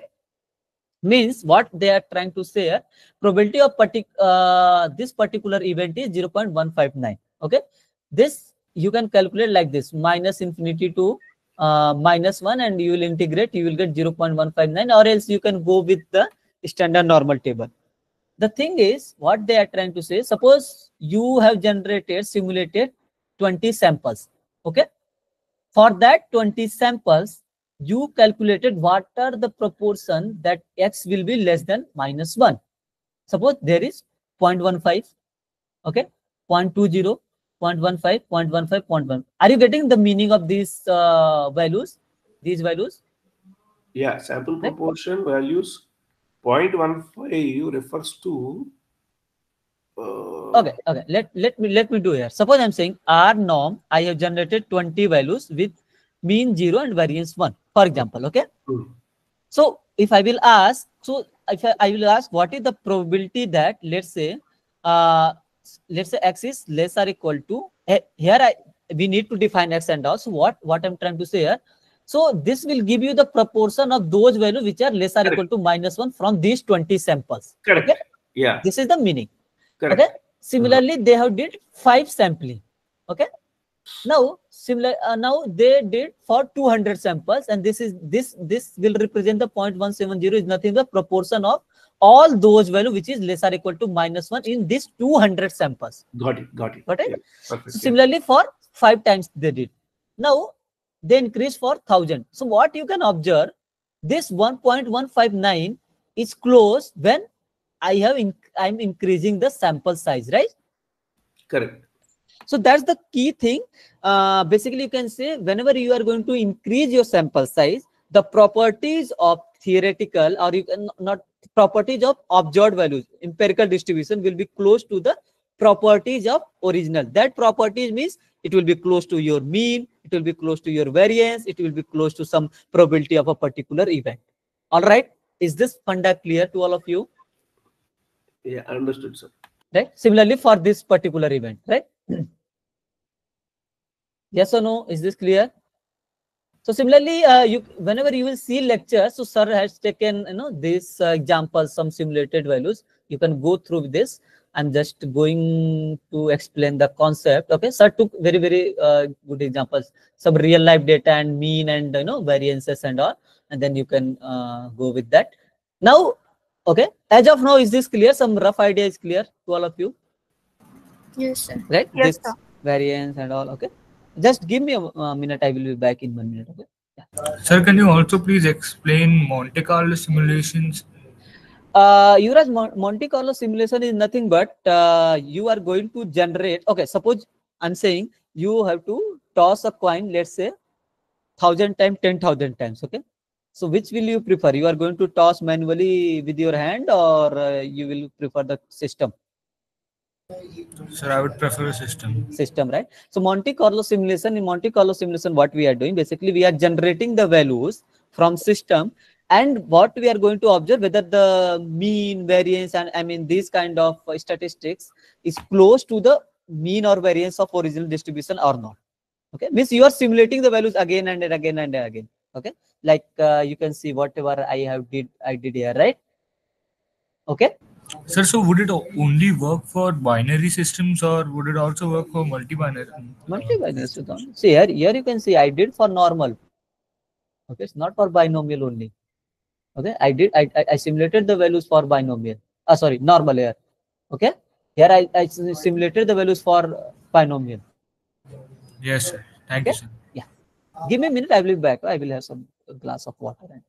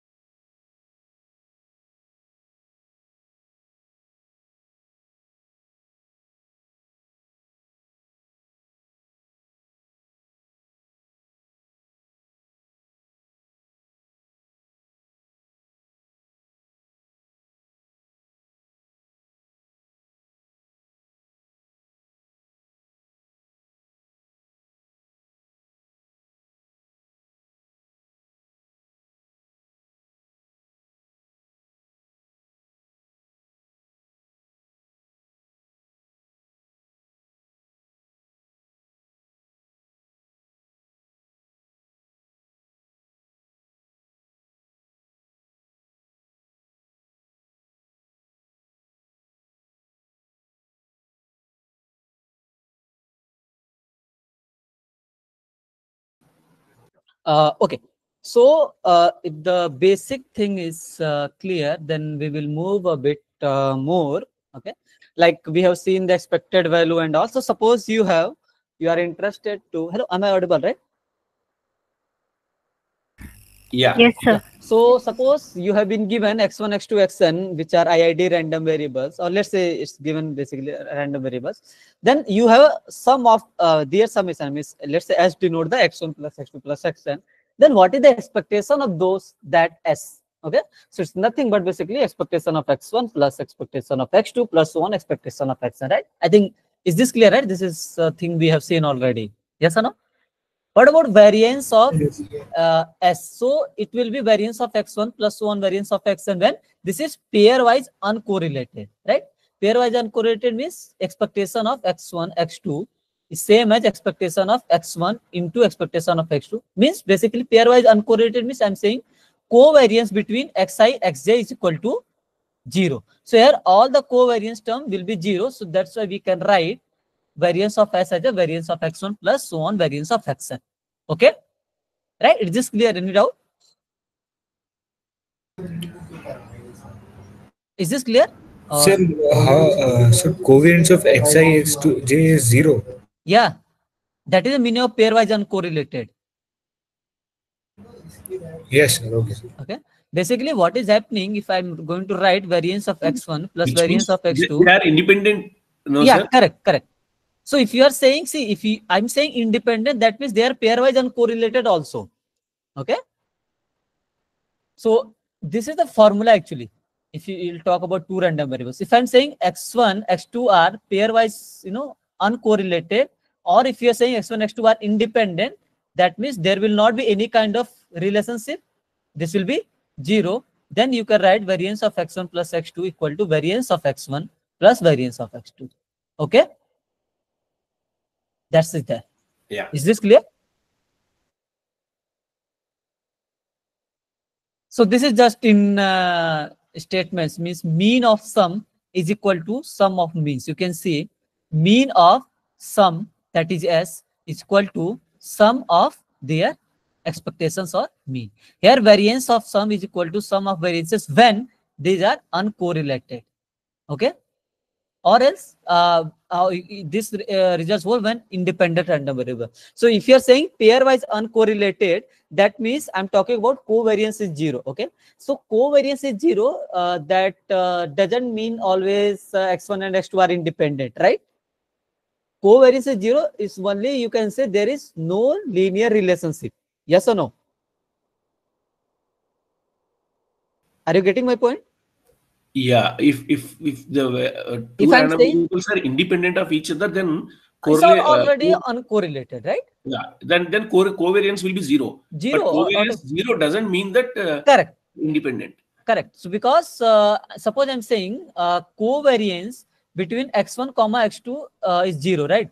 Let's say x comma y is 0. So it simply means x and y are not linearly related. Okay, but you can't say there is possibility y equal to x square and covariance between this is 0. But x and y are not linearly related, but there are some dependency. Okay. So if covariance is 0, then you can't say all x and y are independent. But if I'm saying x and y are independent, then I can say covariance is 0. Right? So even if the random variables are dependent on each other, but not linearly, then covariance will be 0. 0. Yeah. Because if you see, this is here I'm talking about linear summation, right? I mean, basically sum of random variables. Okay. If you see the formula of variance, right? So if you write, this is the terminology. Variance of x1 plus variance of x2 plus 2 covariance x1, x2, x1, comma x2. So here, covariance is 0. That's more than enough to take variance of x1 plus x2 equal to variance of x1 plus variance of x2. Okay? Clear? Yeah. Yeah. Now, again, these are just, some equations. Means suppose instead of x1, x2, xn, there are some constant also. Means you have scaled up. Means a1 x1 plus an xn. Then expectation of x will be a1 expectation of xn plus an x. Any doubt in this part? No, sir. And what about this? If you want to take the variance of s, you will take, I can write variance of a1 x1 plus variance of a2 x2 because all are uncorrelated, right? If uncorrelated, then it will be true. So I can write a1 is square variance of x1 or not, plus a2 is square variance of x2, plus so on, an is square variance of xn. I can say if xi's are uncorrelated, right? Yes or no? Yeah. In general, you can't. Okay. Yeah. Now here you can see if I'm saying x1, x2 are IID, it's already given, it's independent, right? Then I can write if it's IID. Okay, one more thing here from where you can observe. Okay, in this part, IID means all the expectations will be the same. See, identically distributed means what? Expectation of each xi and variance of each xi will be the same as distribution, right? So here it will be a1 expectation of x plus a2 expectation of x2 will be again expectation of x plus an expectation of x. So you can see expectation of x, you can take common and all the constant, right? Similarly, all the variances will be same. So variance of x plus so on, an is square, variance of x and variance of x will be common, and this is the case. Clear? Yes or no? Yeah. And if I'm saying sample mean, I mean, suppose this is the case. So what is this x bar? X1, x2, xn, x1 plus x2 plus so on till xn divided by n. So what is the expectation of x bar here? You can see what is the all AIs. All AIs is nothing but 1 by n. Yes, no? What is that, sir? AI. Yeah. What is the constant here?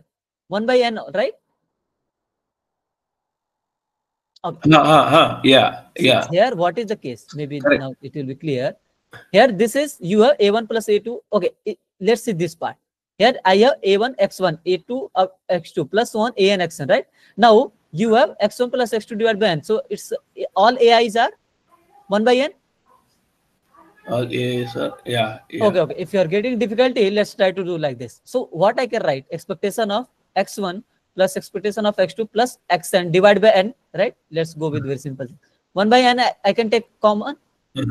And numerator part, I can write expectation of x1 plus expectation of x2 plus so on, expectation of x of n. Since this is IID, all expectation will be same. Same. It will be n times expectation of x, n will get cancel out. This is expectation of x. So expectation of x bar is expectation of x. Right? If expectation of x is mu, then that's what we have written. Expectation of x bar is mu. That's what we have seen already. Right? Sir, then all the constants would be same, right? Yeah, that's what here AI is. All the AI, all the constant is 1 by n, right? Yes, sir. Got it. Okay. Similarly, for variance of x bar, it will be variance of x divided by n. Yes or no? So basically, let me do this part. Yeah. So what is the variance of x bar? It will be variance of x1 plus x2 plus so on x of n divided by n, right? N will be outside, it will be n square. Since xi's are IID, I can write variance of x1 plus so on variance of x of n, numerator part. Now, since we know it's IID, then all the variances will be the same. Yeah. So this will be n times of variance of x, this By n v square. divided by n square. It will get cancel out. So we'll get variance of x divided by n. Sorry, n. Yeah. Now we have seen, suppose variance of x is sigma square. This will be sigma square by n. That's what we have seen, right? Clear now? Okay. Now let's see something about some distributions. Okay. So now one more important topic, which is very, very important. Actually, that might be your interesting question. So thing is, suppose you have seen the sample mean and distribution mean, right? Suppose I have x1, x2, xn are IIDX. Sample mean, so mu is nothing but expectation of x. Variance is sigma square, right? Sample mean will be x1 plus x2 plus xn divided by n. So far so good. Yeah. And we have seen expected value is mu, means we have seen expectation of x bar was mu only and variance of x bar was sigma square by n only, right? That is something written here, right? Yeah. Now variance will goes to 0 as n grows, right? Is there any doubt till now? Variance. See, if n grows, yeah, correct. Yeah. Now there might be your question: Can you say something about precision of your x bar and mu? Okay, will there be any measurement tool or computational tool by which you can comment something about precision of your x bar and mu? All right, means there is mu, original mu, and you collected some samples, you did some collected some observations and all. So can you say the precision about your x bar and mu? That might be a question, right? How long, how far is from mu, right? Yes or no? So basically, so for this kind of question, weak law of large number is helpful. It's called in short WLLN, weak law of large number. Okay, how this will help you? Let me explain the quantity actually. So here, suppose I'm saying x1, x2, xn are IIDX. These are again notations.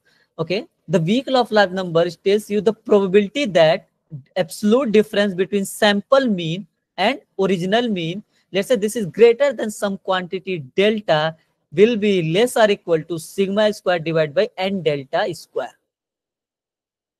Okay, and this will be close to 0 if n is tending to infinity. Okay, so basically this tells us, okay, you can think like this. Suppose I'm saying probability that x bar minus mu, if I'm saying is greater than some quantity, is this close to 0 as n tending to infinity, means if you are taking large number of observations. So this should be true, right? This should be, I mean, this seems something good, right? Means if you are saying x bar, I mean, there is absolute difference between sample mean and population mean. Probability that this probability of the absolute difference between the sample mean and population mean is greater than some quantity, and this is probability 0. Means probability of a null event is 0, right? We have seen or not? Probability of null event is 0. I am unable to recollect, sir. See, it's very basic. Probability of null event, right? What is the null event? Means probability of phi, basically you can say. It's 0. We have seen, right? Probability of sure event is 1 always. Are you getting this part or not? See, suppose I'm saying you have tossed the coin. Okay. Let's say x is taking value 0 and 1. Okay, what is the probability of sure events? I mean, okay, let's say you are basically tossing a coin and you getting tail head, right? What is the probability of tail plus probability of head? Is 1. Yeah. This is probability of sure event. This is called, and probability of phi, which let's say I'm saying you got 1 minus 1. 1 minus 1, which is 0, right? 0, correct. So here, what I'm saying means difference between, just try to understand, difference between sample mean and population mean, okay, is greater than some quantity, and probability for this quantity is 0. So that means this part is something null event. Means your x bar, you can say my x bar is not greater than that. I mean, not too much far from my mu. Yes or no? Because I'm saying probability, this is I'm considering as a null event is 0. Right? The deviation of x bar from mu is less than delta always types. Yeah, that is something. Okay, if I'm writing like this, right? Maybe if I will write this part lesser or equal to delta, if I'm writing this as a 1, then I will say, this should be 1, right? Yeah. Basically, this not 0, 1. What I'm trying to say here, this is probability of sure event, kind of. Yeah. Means I'm sure, I'm almost sure there is a less difference between x bar and mu. And this delta is a small quantity actually. Are you getting my point? Yeah. Right. So from where this formula came, actually in weak law of large number, we have defined with greater than sign. You can do this part also. That's not a problem. This formula actually came from Chebyshev inequality. Yeah. Sir, can you please explain this again? I didn't get you. So Chebyshev inequality, actually, I will come to this. See, Chebyshev inequality, what are the Chebyshev inequality? Probability that x bar minus mu greater than some k sigma less or equal to, or it was, let's say, epsilon, okay? It was variance of x bar divided by epsilon square, right? Now, just one difference, instead of epsilon, let's say this is delta, less or equal to what is the variance of x bar? Let's say sigma square by n will be variance of x bar or not? Into, instead of epsilon square, it will be delta square. Okay? You can go with the reverse order also. X bar minus mu less or equal to delta greater or equal to 1 minus sigma square divided by n delta square. So if you will increase your n, this quantity will be close to 0. Yes, sir. Right? So I can say probability that the absolute difference between x bar minus mu is less than delta is close to 1. Yes. Yes, sir. Right? So see, something we have seen, we know probability of, see, this is not exact same. I'm just trying to explain. Probability of sure event is 1. Right? Means you are sure, right? If I'm saying probability that absolute difference between sample mean and population mean, original mean is less than some small quantity, for this probability is 1. That means I can say the precision, something about precision of x bar and mu means they are very close. Correct. I means the difference between these two quantities is very, very less. Right? Yes, sir. Okay. Correct? Getting right? Everyone is getting? Yes, sir. Okay. Now, this is something I explained just now. So, if you want to write this, I can write probability of x bar minus mu less than delta. Basically, this will be greater or equal to 1 minus sigma square divided by n delta square. Okay. Are you able to relate this part? So, you can see with probability more than this, you can say this is greater or equal to part. Sample mean will lies between mu minus delta and mu plus delta. Would you agree with me? No? Yeah. Okay. Let me write, because so okay, let me tell me, this is the weak law of large number, right? Can I write this part as a, you can check the Chebyshev inequality, less than delta greater or equal to 1 minus sigma square by n delta square? Yes or no? Yeah. Right? Now, if this is the case, can I write probability minus delta less than x bar minus mu less than delta? Correct. Correct? If this is the case, can I write mu minus delta less than x bar less than mu plus delta? Yeah. So can I say with probability more than this quantity, my x bar will lies between mu minus delta and mu plus delta? Yeah. right? That's the same thing is written here. Means with the probability more than this quantity, my sample mean lies between mu minus delta and mu plus delta. Actually, why we are saying this is weak law of large number, because Chebyshev always gives you the weak bound. There is one more thing we are not, it's not covered under stage 2 course, that's called strong law of large number. So there are two kind of law of large number: weak law of large number, strong law of large number. So in weak law of large number, we are talking in terms of probability. Means I will say x bar is close to mu in probability. Means it's a probability. There is a chance thing. Okay. If you will say strong law of large number, this might be confusing for you. I will say x bar is close to mu in distribution. Means here you can say something with a strong point of view. Okay. Do not worry about this. But as of now, let's go with the weak law of large number. Okay.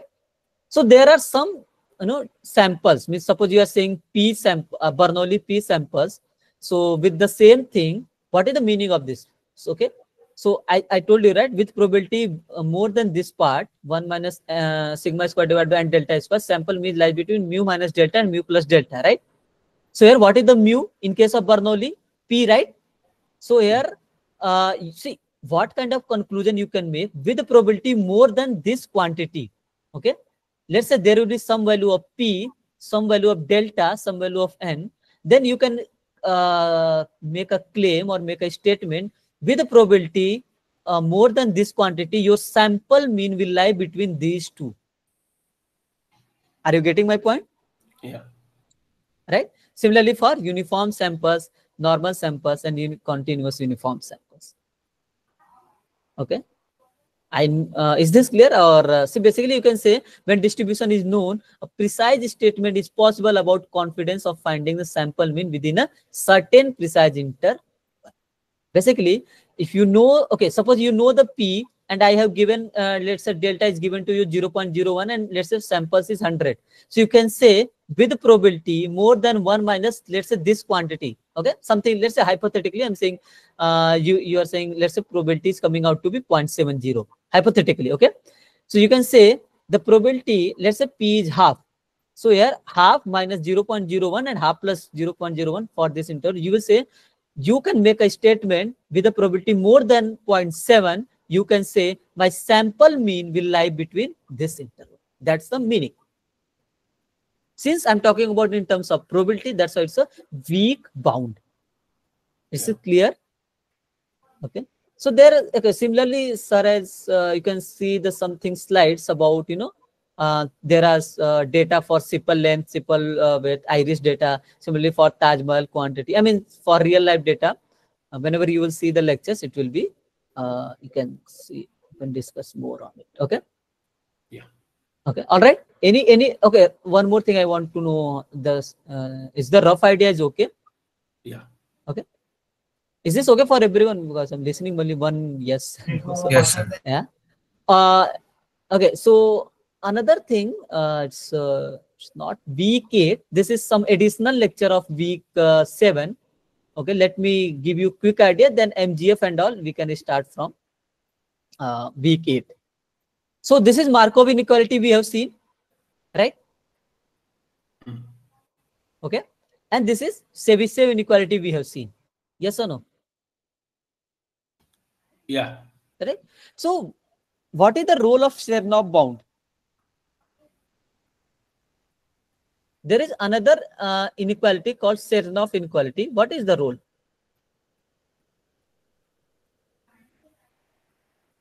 Any doubt? Sorry, any idea? Okay, by see, okay, once more thing. Going to give a range. Okay, one second. Yes. Let me explain from this example. So what is the Chernoff role of Chernoff bound actually? So suppose I'm saying x follows Bernoulli half. Okay. So you can see, so this is Chebyshev bound, right? So by using this, you will get this value. I mean, this is the exact value. If you will solve this, exact value means if you will apply the Bernoulli half, and this is the bound. Means you will put this, substitute the value of sigma square and delta square, you will get this bound. Okay. Everyone is getting this value of this exact. What is the meaning of this exact probability? No? Yes. Okay, okay. Let me explain. Suppose I'm saying x follows binomial 10 comma half. Okay. Yeah. I can apply the Markov inequality and I will say what is the probability that x is greater than or equal to 2, less or equal to expectation of x divided by 2. That is the Markov inequality. Okay. So from here, I will apply, I can find the bound, right? Correct. But what is the exact meaning of this exact probability? X greater or equal to 2, I can calculate the exact value with the binomial PMF or not. This I will add probability x equal to 0 plus probability x equal to 1, right? There are two things. I have the information about distribution. I can calculate the exact probability as well as I can find this bound, right? The same thing is there. So this, you can see this 0.025 is nothing but exact probability by applying the x bar and all, and this is the bound. Bound, yeah. This is the exact probability, this is the bound. Yeah. Now you can see Chebyshev falls as 1 by n, right? Because 1 by n is we have multiplied with 1 by n, right?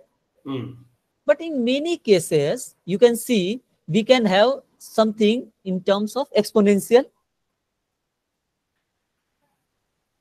Right? Suppose, see, instead of x bar and all, suppose my question is you have to find the bound when you have I mean, suppose this is the question. Okay. All right. So thing is, you can see Chebyshev falls with 1 by n only. Okay. But if you see, so Chernow bound will help us when we are interested in terms of exponential power. Means we are interested in power of something. Okay? That will give you the in those scenarios, Chernow inequality is much better. No, right? I think it's yeah. As per your response, I can feel you are getting confused, right? So there is actually, yeah, because actually nobody has seen the videos, and it's becoming difficult to digest at that pace. That's the thing. Correct. Yeah. Okay. One more thing. Let me give you basic idea. Maybe that will. Okay. Just as of now, let's try to understand what is the Chernow inequality. We'll discuss the reason behind it in upcoming session. Okay. So what is the Chernow inequality? You can relate with the Markov. In Markov, you know this is non-negative random variable, right? This is the positive entity, right? Correct. Now, if you have seen, if you suppose probability x greater than t, this is same as I can write probability lambda raised for e raised power lambda x greater than e raised power lambda t. Okay. Before this, can I write probability lambda x greater than lambda times t or not? Yeah. Correct. If this is the case, we know e raised power positive something is nothing but increasing quantity, increasing function. I can write e raised power lambda x greater than e raised power lambda t. Correct. Correct. Now this is same as this should be less or equal to expectation of x divided by t. So instead of x, I have e raised power lambda x, and instead of t, I have e raised power lambda t. That's all. Clear? This is just application of Markov inequality. All right? That you got the idea from where it came, right?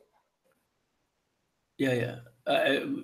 We are able to see the correlation to that Markov to say Chernow. Yeah.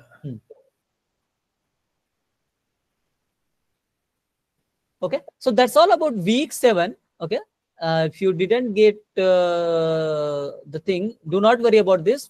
Just try to watch the lectures. Okay, and then maybe it will be clear more. Okay, let me show you something why it's important actually. So this is something I would suggest to go through this actually.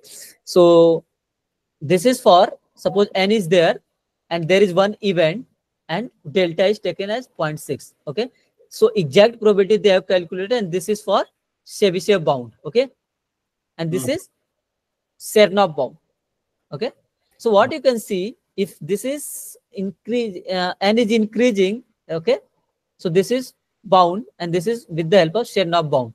So thing is, you can see there is a relationship with probability. Okay, here you can see probability is decreasing, or else whatever the exact probability. So you can see if you are applying the Chebyshev inequality. So here what is the probability? 2.81 into 10 raised power minus 6, right?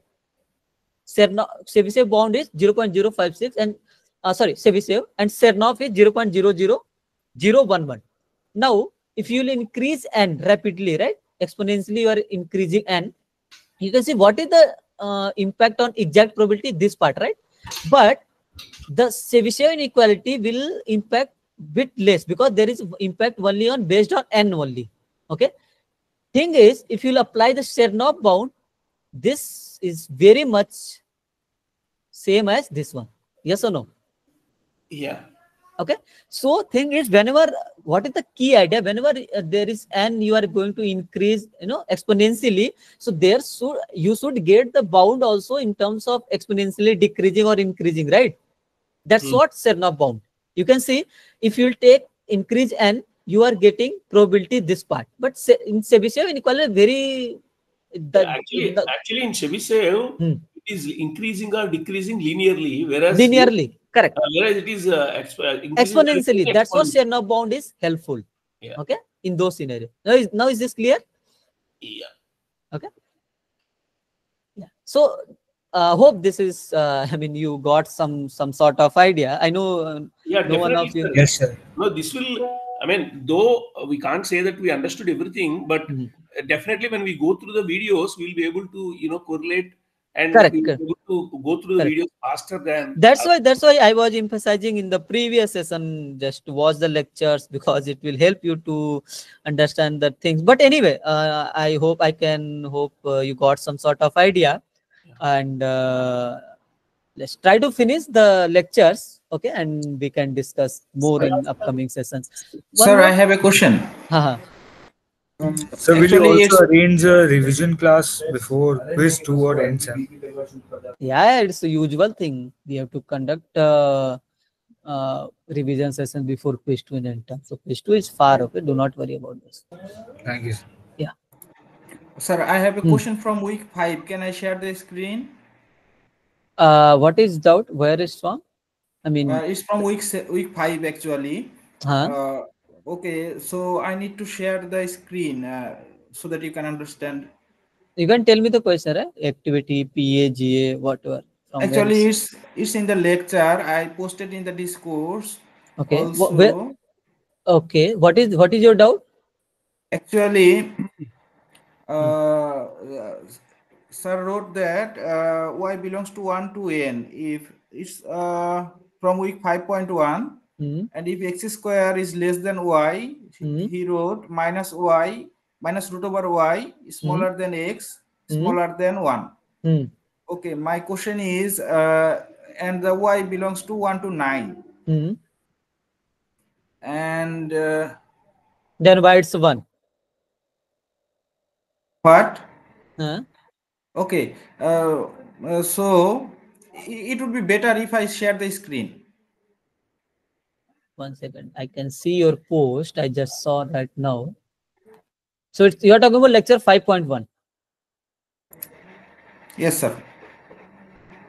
Give me a minute. You can see my screen? No? No, sir.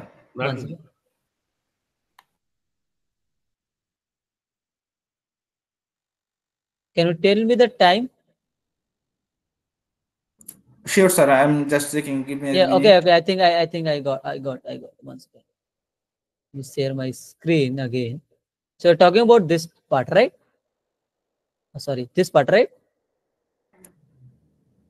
Yes, sir. Yeah. What is your doubt? Next, please. Yes, here. Okay. My question is, can we write like my 1 minute?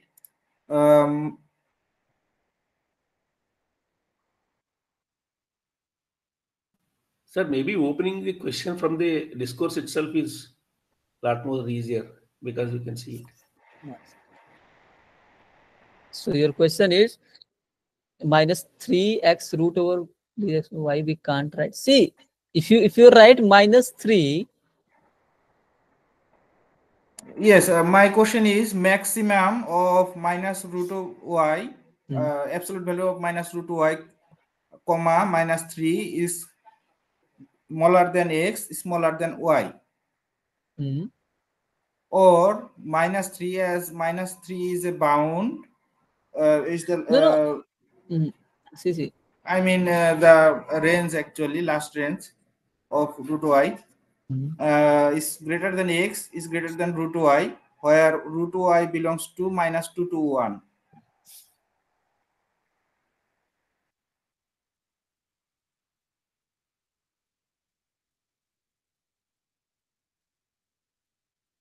I can share the discourse link also, sir.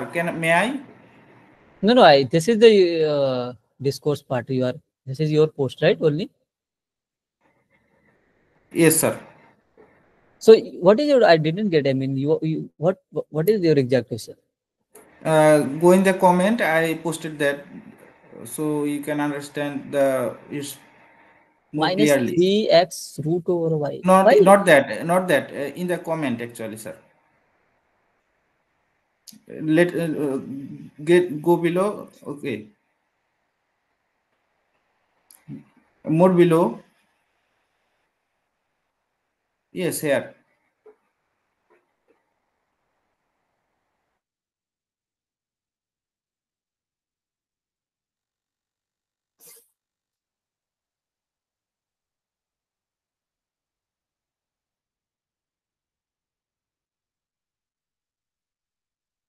What do you mean by this max of minus root y minus 3? Actually, if we take minus root y, it may go, out of the range, -4, -5, -6, something like that. Okay, no. You are making complicated the thing here. See, let me explain the problem itself. Maybe that will give you the idea, right? Okay.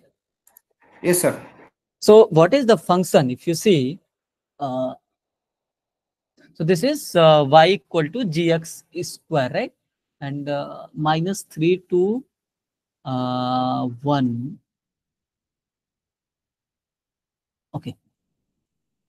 So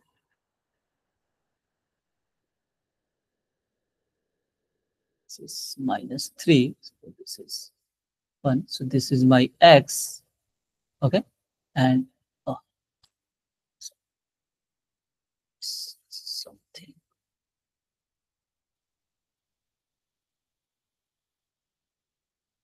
What is happening?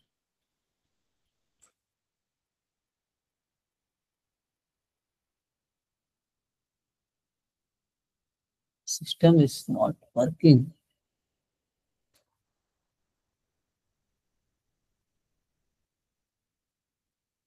Oh. Okay, let me try to explain. I don't know, there is some is going on, and there is some.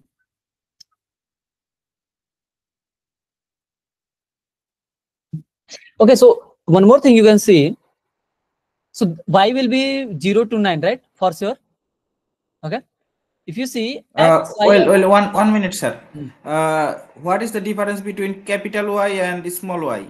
See, capital Y is random variable, right? Small y is just you can say one of the values going to taken by random variable y. So basically, capital Y is belongs to 0 to 9, and small y is one of the value from 0 to 9. Okay. Okay, got it. This question you are asking, that means you didn't get the something from stats 1 and stats 2. Yes. One more thing. Small y can also take value from 0 to 9, right? Small y is one of the values. See, in general, I'm writing small y. That means that can be 0 to 9 anything. Okay. Capital Y is a random variable. Okay, basically.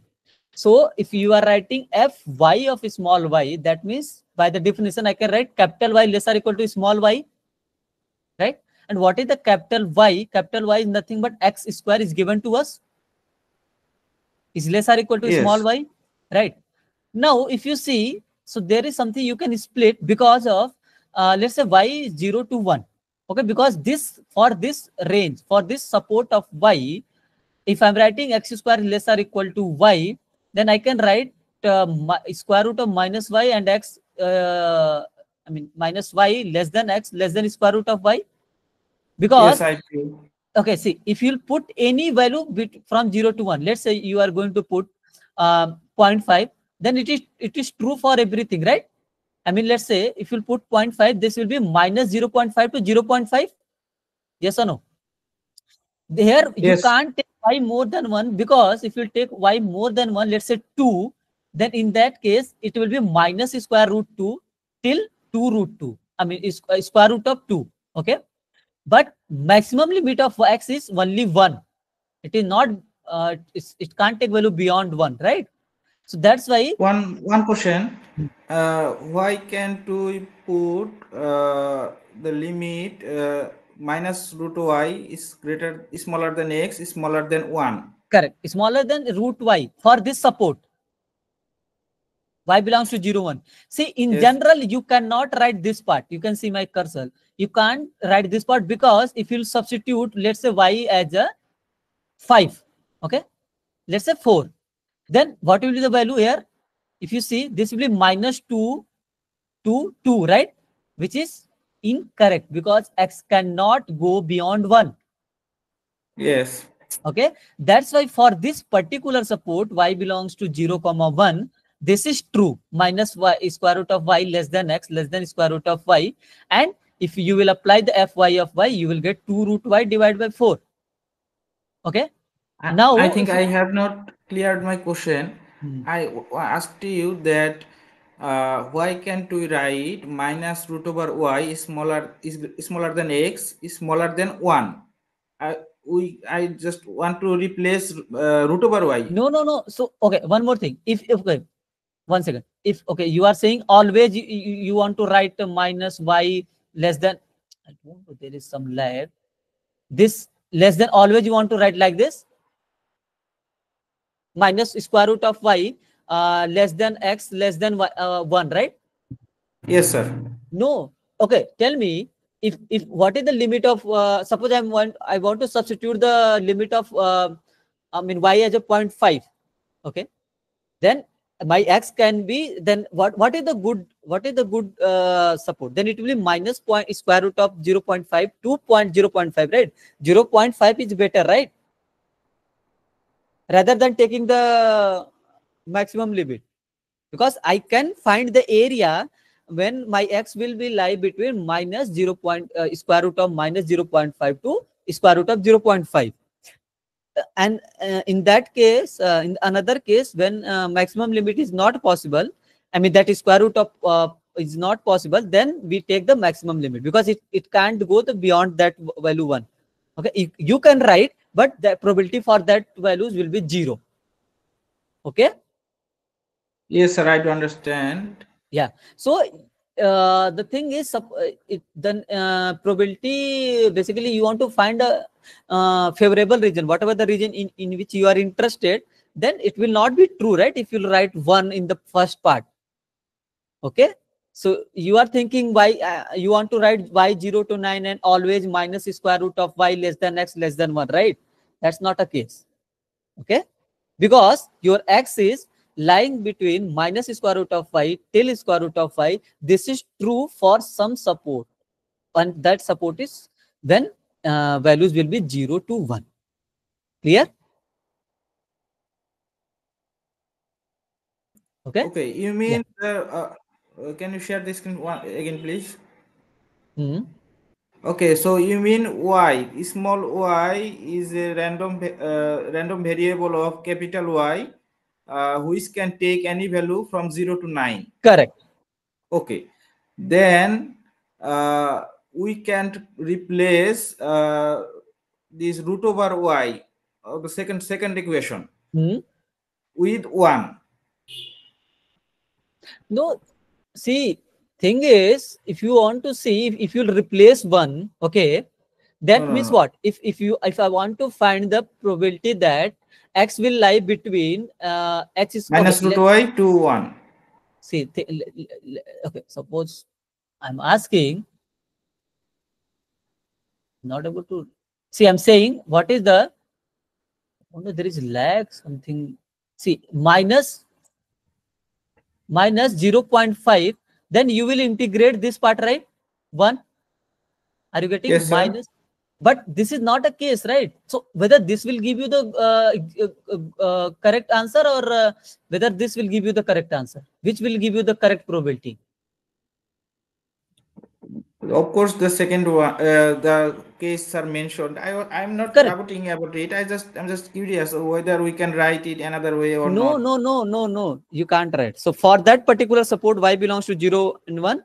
You cannot. So thing is that because see, you are interested in minus square root of 0.5 to square root of 0.5, right? So it's good to integrate only that particular part rather than integrating till 1. Okay. Okay, sir. Okay. Yeah.